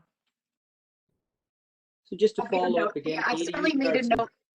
you start some good conversations. I appreciate that. So the question I'm going to have, and just bring it back to me another day, is south of McDonald's is what is it designated? And I'm looking at the East Wawanosh corner south of the McDonald's. It should be highway commercial. I don't know if it's environmentally safe. Could somebody bring that back to us so we know? On the other side of Highway 86, Yeah. west of Highway 4 it's not available for development. It's flood area right now. Okay. Okay. So as I said, we're going to align the changes that you identify for your 5-year review into the zoning bylaw at the same time as what we're proposing to do for North Huron. We'd like to do a combined official plan update and zoning bylaw update together. We haven't done this in recent years at the planning department. The reason we think it might be really beneficial is it just helps, rather than making the changes in the official plan, and then 2 to 3 years later, you get around to do it in the zoning bylaw. While everyone's talking about it, let's just do it at the same time. Certainly, I think it is worth an exercise. And certainly we have done it in the past. I shouldn't say we haven't done it. It just isn't done in every 5-year review. So these are just to bring you about some of the new definitions, something like a stacked townhouse. This is the one that's been approved in Exeter. And so what you notice in this stacked townhouse is these are all the exterior doors along the bottom here. And so when you walk in those doors, you would either go to an at-grade unit, or when you open your door, you'll actually open it to a staircase and you'll be heading upstairs to an upper unit.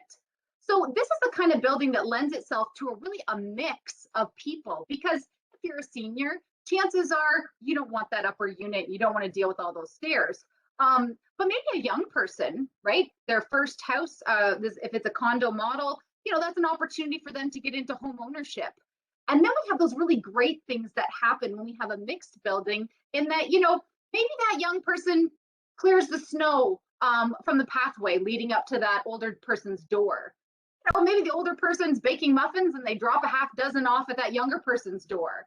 You can create these really great environments where we have mixes of people and not just separated. Separations within the community is something we don't want. So a stacked townhouse, I think, is a really exciting. And this is another form. It's not to say this would necessarily be built in North Huron, but this is a new form of development that we are seeing, and it's what's called a back-to-back stacked townhouse. And in this form of development, it kind of looks like an apartment, but in fact, you would park on either side. And again, these are individually owned units, or could be a rental unit. But I like it. I mean, it is 3 stories, but with the mansard roof, they've sort of tucked that 3rd story in so that it doesn't present as such a large mass. They've created a lot of porches and balconies, and they've articulated the facade in a way that it's a really interesting building when you're looking at it. And I do think that as we're forward thinking, this may be something that we see, maybe not in the next 5 years, but maybe 10, 15 years, and we'd like to be ready for it. So these are the kind of definitions that we'd be putting into the bylaw. We're running a bit short on time. So the exercise I wanted to do here was I wanted to ask council, how many units do you think are in this building? Just take a quick look. There are 2 units in this building. Your only tip-off was the 2 mailboxes. So this has been recently built on St. David Street in Goderich, and it's just an excellent example of gentle intensification. It was a bare lot, and this is a 2-unit building. It allows maybe somebody, to have 2 rentals, or maybe it's an owner-occupied unit. They maybe have the upper unit and they rent out the basement, giving them that rental opportunity. So just some really great forms, and this is what we would call an additional residential unit. This is something that North Huron does already permit. So you have a second residential unit policy. You currently only permit them in your primary settlement areas with full municipal services, and you do allow them in accessory dwellings. So I would like to speak to Kirk maybe a little bit more to understand from a building perspective, have you had a lot of these built in North Huron? And if so, how has it been going? Some of the things that I would identify as some things to consider would be where you're going to allow an additional residential unit in a detached structure. You might want to think about creating a size relationship between the main unit and the size of the additional residential unit in the accessory building. Right now, there's no relationship, so you could actually end up with quite a large accessory building relative to the size of the house. Other things is I think we should create some structure in the zoning bylaw about yard setbacks for these types of units and height. Personally, I think that the height of an additional residential unit should be no higher than the house. We don't really want something sticking up in the backyard. It tends not to look as good, I guess I should say. And then you do actually already have this policy about where you have a second unit. It's required that access or that additional door is required to locate on the side or rear facade. So I think your policies are good, but I think there could be a couple tweaks to make them just that much more predictable and making sure that you end up with a form that you are desiring. We have developed a really great guide in the planning department to help people, because I will be honest, as housing prices go up, there are a lot of people turning to this alternative and thinking, okay, I have a young person, I have a family member, they need accommodation. How can I add on to my house, renovate my house, or maybe put a small unit in the backyard to accommodate that person? So I think we're definitely going to see more questions. It's a great guide. It's all checklists, and it really walks you through what you need to know from a code perspective, from your servicing, design, etc. So we've covered this pretty well between the full services. We're not really proposing any changes when it comes to the Belgraves of the world, you know, that are partially serviced, or in Auburn where we have private services. Lot creation will continue to be based on either a nitrate study or the minimum lot size, whichever is greater. And again, no changes there in terms of those sizes.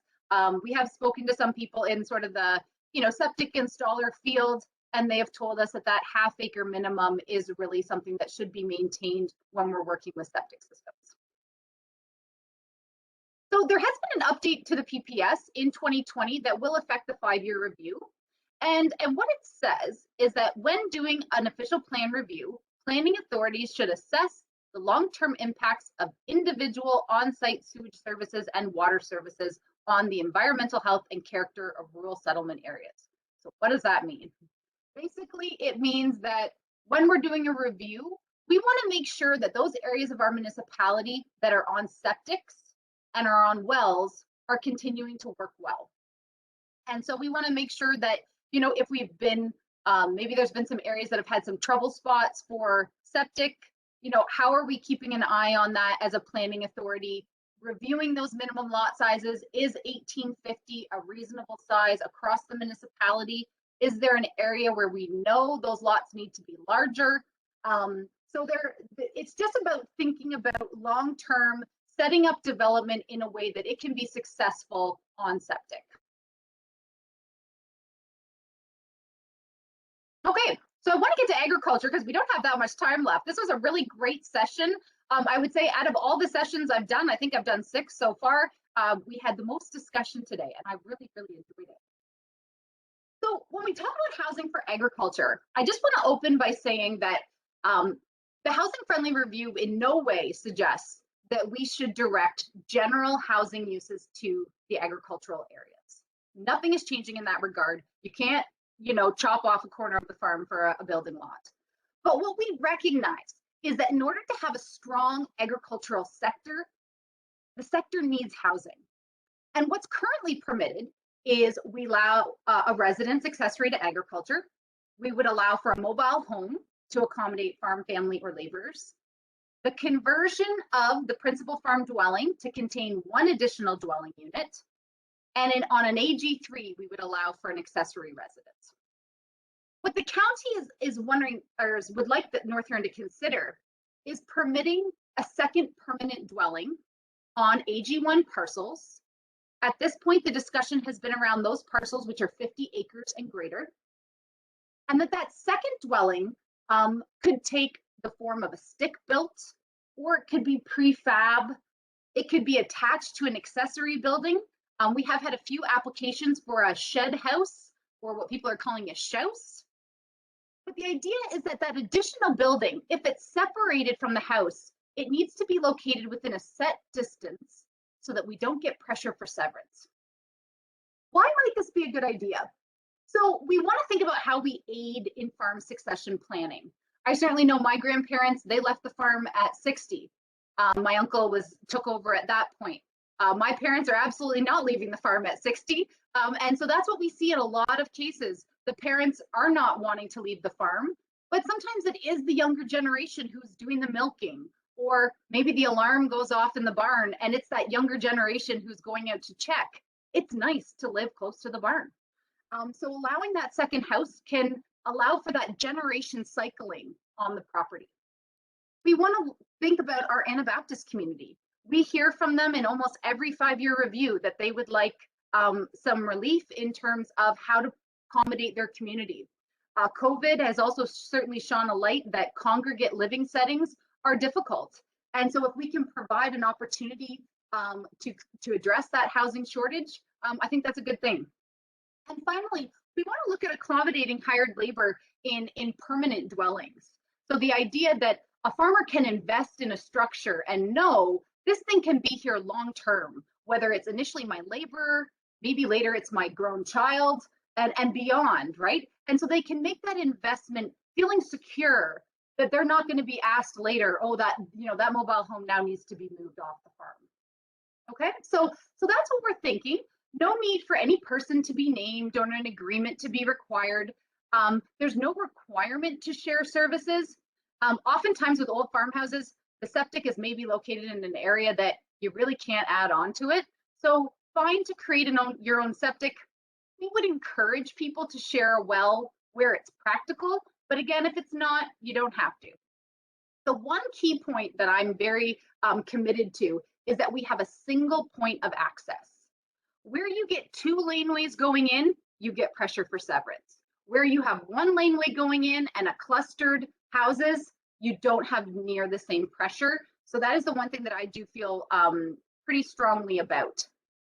Just looking, again, looking for some just general reactions from council, kind of a thumbs up, thumbs down. I've got a question about this. Do you think this could work well in North Huron? Councilors? I kind of have a question. Oh, go ahead, Chris. Chris, go ahead. Oh, thanks, Rick. No, I need to mention it right off the bat there earlier, and I agree. I think it'd be a good. I can see need.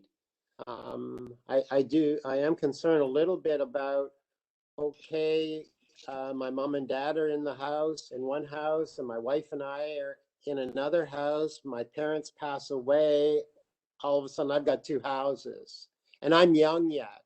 So I guess the only option then would be to rent it out, but don't know about that. So anyways, that is one negative, but I'm still in favor of it. And about the 50-acre limit, what about the farm that's, say, a vegetable farm with less acres, but they make a good income on 50 acres? Can it be farm specific, or what do you think? It's a very good point, and it might be caught under the AG3 piece, but I'll make a note of that, Chris, because it is a good point. Let me put that in there.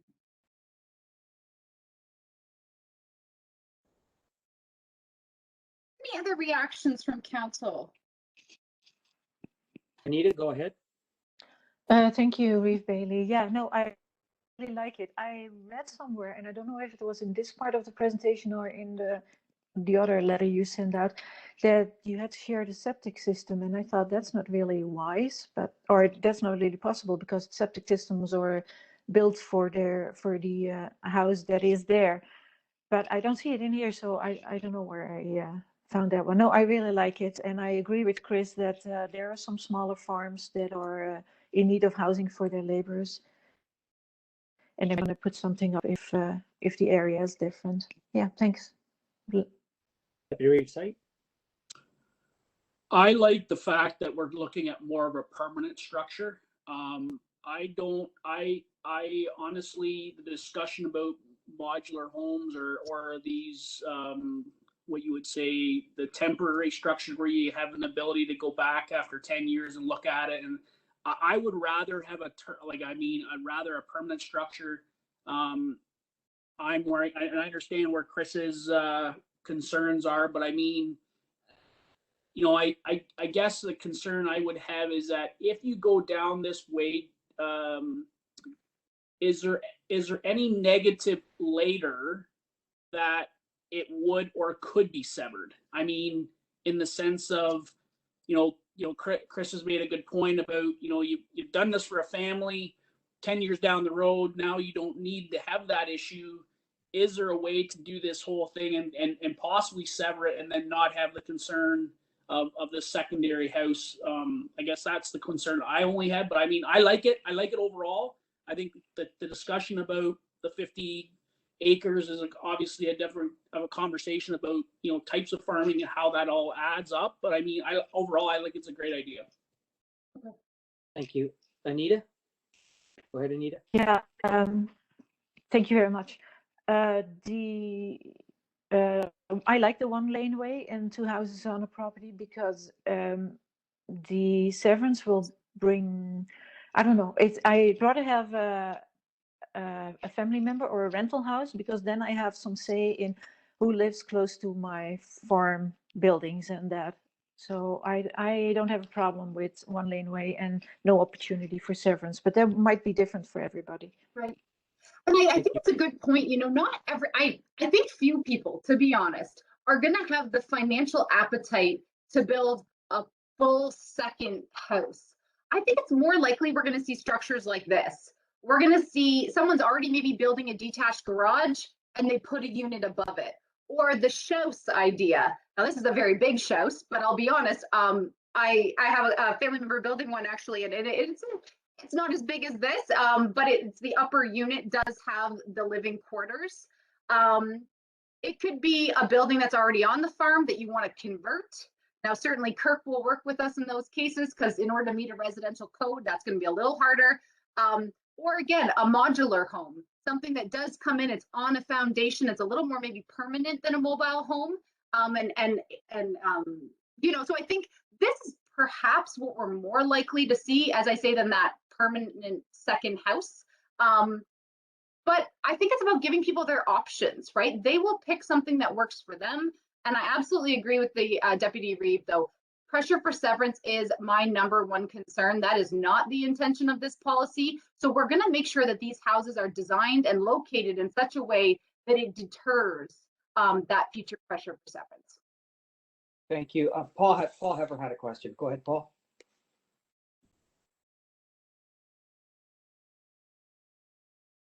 Paul, you must be muted. I don't see you. I have the presentation up.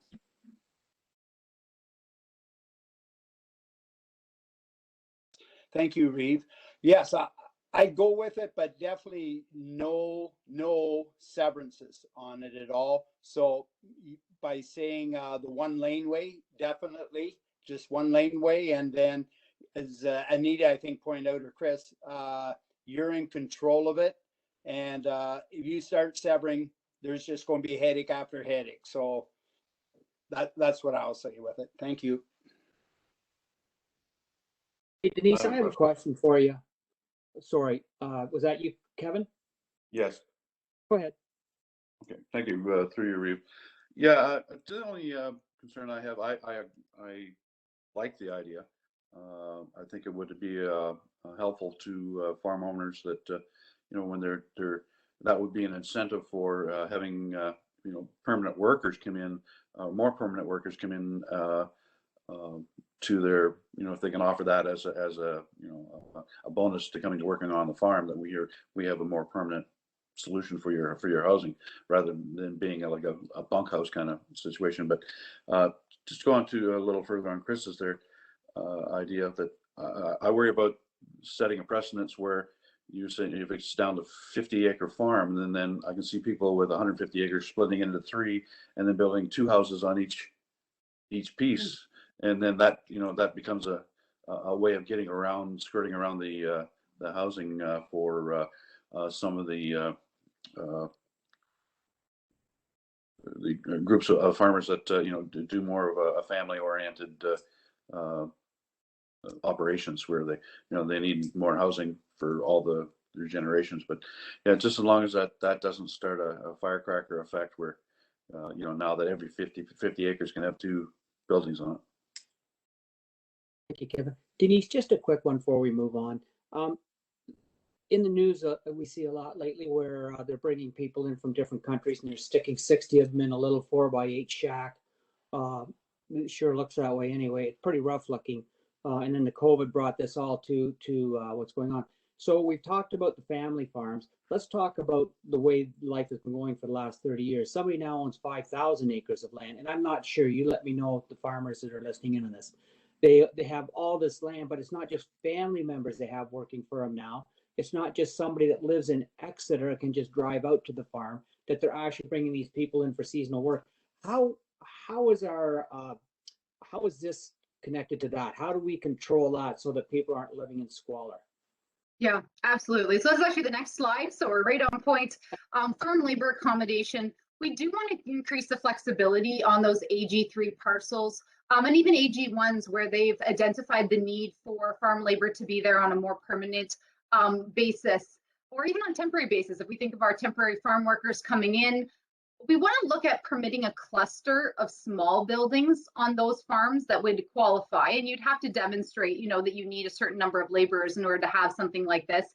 It's also a pretty significant investment, so I don't think we'll see people doing this who don't in fact need it. But basically that they would be a cluster of small buildings that would share the services rather than having those one large bunkhouse type model. It as we've seen, it just doesn't work. Those congregate living settings, I think were an issue before COVID, and now we've just really kind of brought that to light. So that is something that the Ontario Fruit and Vegetable Growers Association is leading, is doing a full review with farmers who have temporary farm workers, and they're going to put together a set of recommendations and best practices about what types of housing forms would best suit those laborers. And then that'll be something that the province, I think, is going to roll out in a pretty significant way. And we'll be certainly watching from Huron County to see. And it's also something I've spoken with our local Federation of Agriculture about. And they're going to also kind of keep us in the know as to what they're hearing, so we make sure that this amendment kind of hits that more appropriate zone. When it comes to our AG4 properties, at this point, what we are proposing is that you could have an additional residential unit if it's attached to your main building. So, if you want to have, you want to put on a permanent structure, let's say you'd like a granny suite, you'd like mom or dad to come live with you, you can put an addition onto your house, a fully contained unit, and it would be attached. If you want it to be a detached unit, it's still going to go by the same temporary use bylaw proposal, which would be, that garden suite idea, and it would be a temporary thing that comes in and then leaves. I will be honest, this is the number one thing that other councillors said they didn't love about it. They were concerned, I'll be honest, on some AG4s, that because of the size of the parcel, if you have a second dwelling, there would be more pressure to sever that down the road. I'm open to thoughts about it. We could do it such that, the additional residential unit has to be attached to some kind of a garage or, an accessory building. So that it's not a standalone unit. But I will say this is one where we haven't totally landed in terms of the recommendation, because we have heard some differing opinions. So I put that together. On the AG4s, what would council's thought be? Go ahead, Chris. Yeah, thank you, Ray.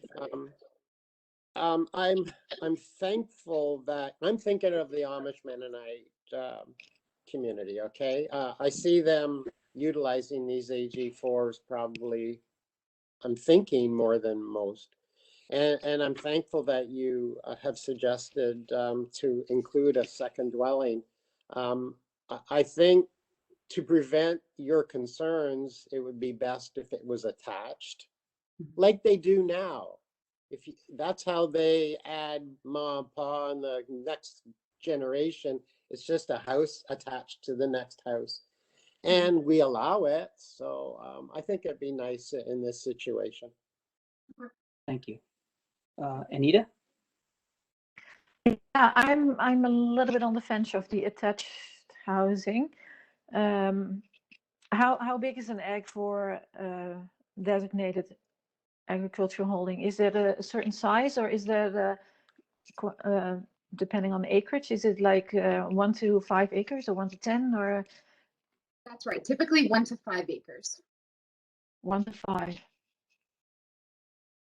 So I Yeah, guess if you have 5 if you have 5 acres and you have a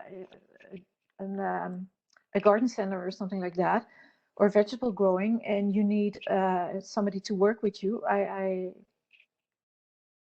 don't know.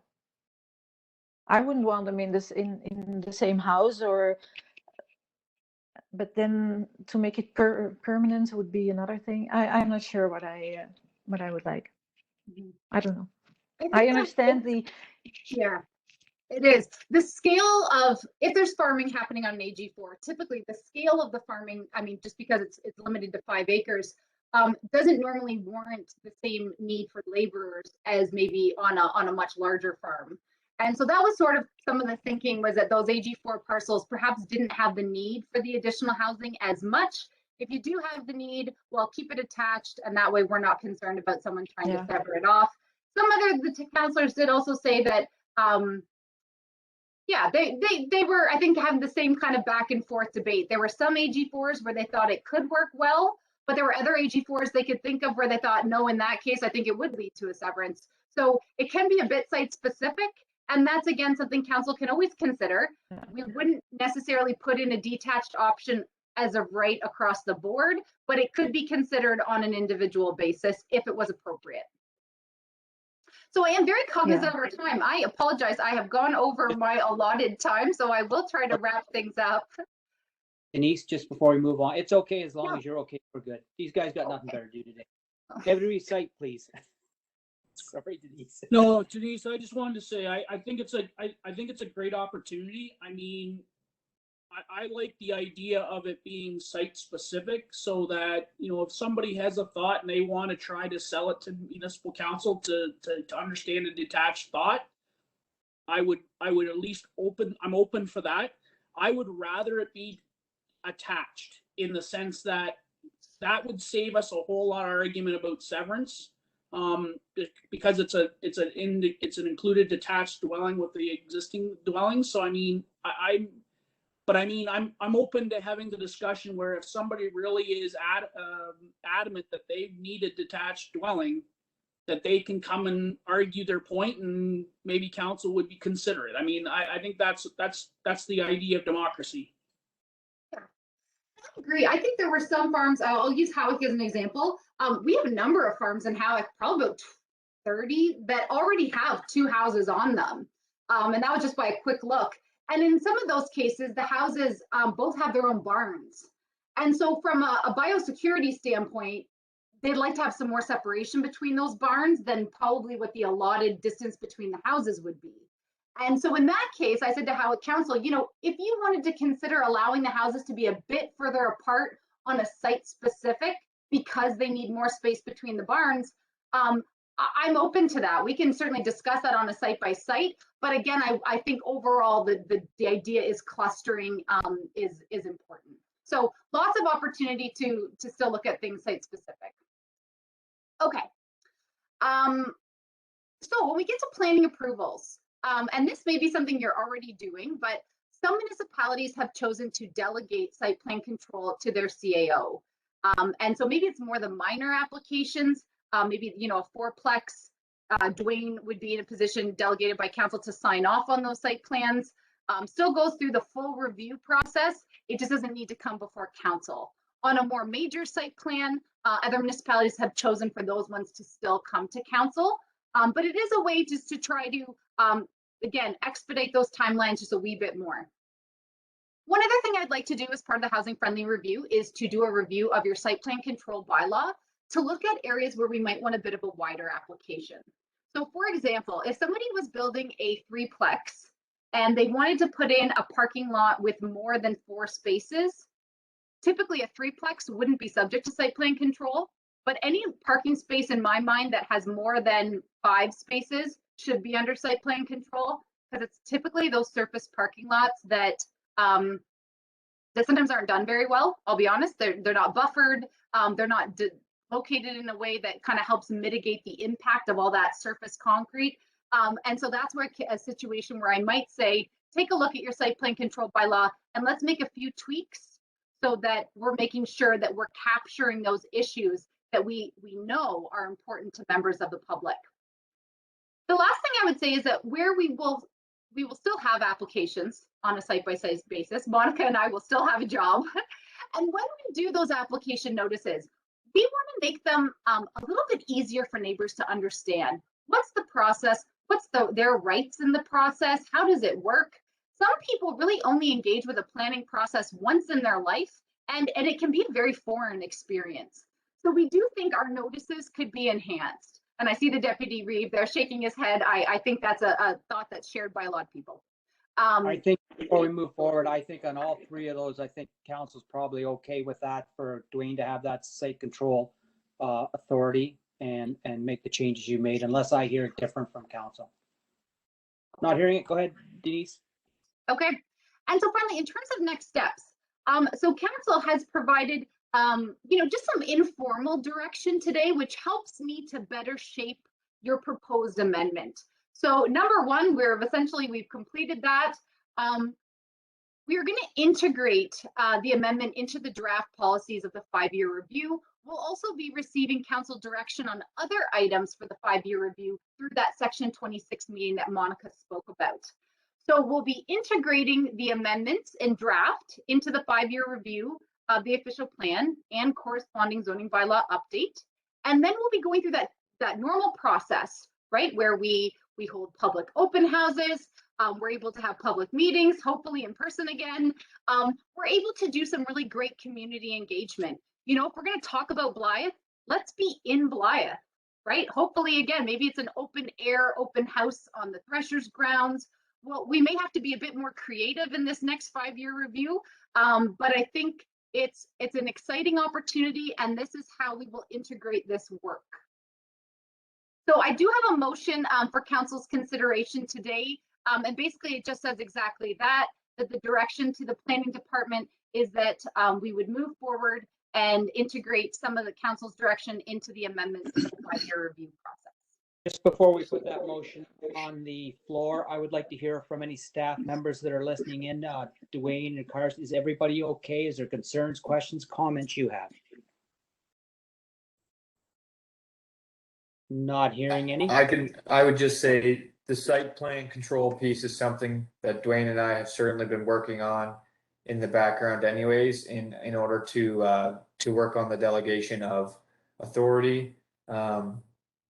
Certainly something that a number of other municipalities in Huron County already do, and certainly something we would like to move towards, as the site plan review process of the development team can certainly be cumbersome.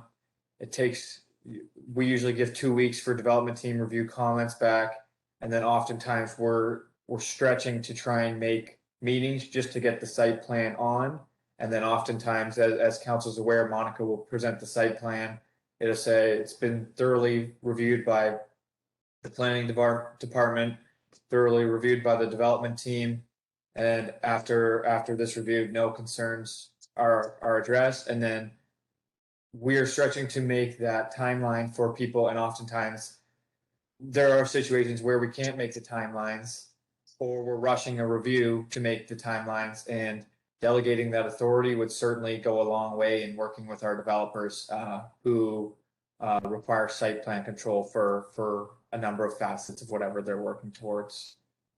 And there's certainly ways to keep council informed on what that looks like. So for example, here are the site plan applications that have went to the development team and that have been granted delegated authority for, and then also, again, the more complex ones. We would have mechanisms in place that when those mechanisms are triggered, the site plan goes to council. I'd like to hear Dwayne. Did anybody else want to make a comment? Dwayne? No, just in terms of the site plan, there are, as Denise has indicated, I mean, there are other municipalities that have done it. And Denise, I don't know if you had the opportunity to attend the planning session there, Hamilton, and I can't remember if it was Barrie or Oakville, but they kind of have a framework set up that might be worth consideration if that was council's intention or desire. And just going back to the housing discussion, and I'll just one thing I couldn't help but think is just in terms of the age of our housing stock. So, as we go forward, just in terms of redevelopment of those properties, I guess, because I think some of the housing stock that we have, has been commented in terms of larger homes for sure. But in terms of, there could be our housing stock might be to the point whereby, we're tearing down and rebuilding. And I think this is an opportunity for us to look at how we improve the condition of the housing stock, but also, in terms of how we increase the amount of housing we have available. So just something to keep in the back of our minds, which I think Denise, you've already touched on. And I think that's kind of one of the discussion points. But again, as we were going through that discussion, that was just a thought I had that popped to mind. Thank you, Dwayne. Any other staff members? Not seeing any. I'm going to go to Deputy Reeves' site first, and then Councillor Faulkner second. Yes, thank you, Reeve. From a site plan approval perspective, in my mind, this 5-year review is the theory of, this is the thoughts and hopes and wishes of council and the community. If we do this correctly, other than the complex site plans, we've provided direction as to how we want to see this municipality look like for the next 5 years. Why I completely agree in the sense that giving staff the ability to, that's really what we're doing, is we made a bylaw that says, here's our zoning bylaw amendment, here's our official plan amendment. Staff, take this agreement and use it. And I don't see why that would be any different than what we do with any other policy or bylaw. I mean, that's the whole purpose, that we're the framework and not the how many parking spots is there on the site plan. Like, that's not really where we should be looking at our overall thoughts and time at council meetings. So I completely agree with that.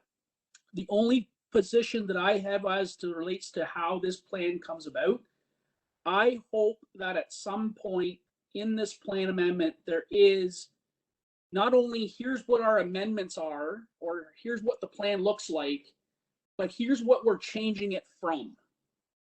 A lot of context of this, we as councillors and the public see the comments of what we're going to change it to, and they have no reality as to what it was before and what the purpose is or the context of why the change is being made. So I think that will help in not only the public consultation, but that will also help councillors help with that public consultation that says, if they have a councillor or a resident comes and says, I just hate this, because they don't understand what the complex, and maybe they do and they just still hate it, doesn't matter. I mean, at least we're having the ability to help the planning group and staff facilitate the public consultation. So at least that maybe we're looking at it different than somebody else, but we only look at what we see and not where it's come from. So, I mean, I always like to see not only where we've been, but where we're going, and that will help facilitate conversation. Thank you very much, Deputy Reeves. Mr. Faulkner? Yes, thank you. Through you, Reeve.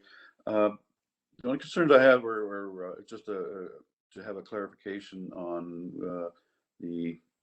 or a clearer view on we were talking about those extra home on a farm lot, that we don't end up coming back and having a problem with our zoning bylaws. And I don't want someone building a separate structure on a farm, and then all of a sudden considering that the original farm owner can have, if you know where I'm going with this, 50 calf pens going down one laneway, side of the laneway, and the homeowner living in the other has 50 of his own going down the other lane. You know, we had a problem with the making the smaller farms. Just as long as that doesn't bring us back into a conflict with our own stuff as we had before, where we found that we really didn't have a right to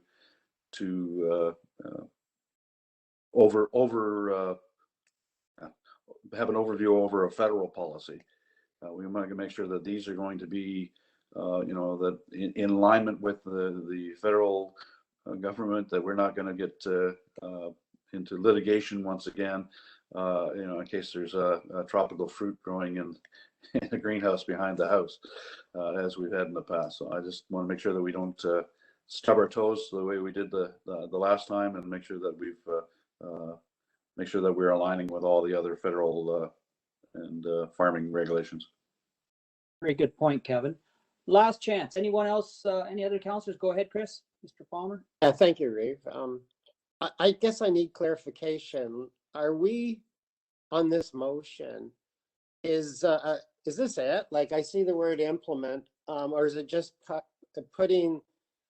installing this housing report of Denise's into our 5-year review to look at? Like, I'm trusting we've just started, like, right? Like, we've got a lot of discussion and ahead as far as I'm concerned. Am I right there? Like, what are we actually voting for? Yeah, the purpose of the motion from my standpoint was just to give that staff direction that council's heard the presentation. We've given some input as to the direction we'd like to move, and we're giving staff the direction to kind of start formulating more of the draft amendments, all of which, Chris, you're absolutely right, will be coming to you through the full official plan amendment process. We'll have our section 26 meeting. Council will have all the draft information to review prior to going out to the public. We'll talk about the consultation strategy, the communication strategy. You're right. This is the beginning of a conversation. Okay. Thank you. Thank you. Anyone else? Not seeing any. Carson, do you have a motion you'd like to read? Yes, Your Worship. So the draft motion that was included in your council package reads as follows: that the Council of the Township of North Huron hereby directs planning staff to implement the housing-friendly review in the 5-year review of the North Huron official plan and corresponding zoning bylaw update. Thank you. Do I have a mover? I have Deputy Recite moving. I have Councillor Faulkner seconding. Right back to you, Carson. Thank you, Your Worship. So Councillor Falconer? Yes. Councillor Heffer? Yes. Councillor Van Hittersum? Yes. Councillor Palmer? Yes. Councillor McBurney? Yes. Deputy Reeve Sight? Yes. And Reeve Bailey. Yes. So that motion carries 7-0. Thank you kindly. Denise and Monica, thank you very much for your time today. We appreciate it. We have no closed session to report out. Confirmatory bylaw that the bylaw 44-2021 being a bylaw to adopt, confirm, and ratify matters dealt with by the Council of the Township of North Huron at the May 28, 2021 meeting be introduced, read a first, second, third, and final time, and be signed by the Reeve Clerk and engrossed in the bylaw books. Do I have a mover? I have Rick McBurney moving, and I have Paul Heffer seconding. And Carson, back over to you. Thank you, Your Worship. So Councillor Heffer? Yes. Councillor Van Hittersum? Yes. Councillor Palmer? Yes. Councillor McBurney? Yes. Deputy Reeve Sight? Yes. Councillor Falconer? Yes. And Reeve Bailey. Yes. So that motion carries 7-0. Thank you. Adjournment that the council of the township of North Huron agrees being no further business before council. The meeting hereby adjourns at 11:26 a.m. Do I have a mover? You're kidding, no movers? Anita Van Henderson moves. Chris Palmer seconds. Carson, last call. Thank you, Your Worship. So Councillor Van Henderson, Yes. Councillor Palmer, Councillor McBurney, Yes. Deputy Reeve Sight, Yes. Councillor Falconer, Yes. Councillor Heffer, Yes. and Reeve Bailey. Yes. So Stay that safe, motion carries 7-0. Stay safe, everyone. We'll talk again. Thanks, everyone. Bye. Thank you very much. Bye-bye.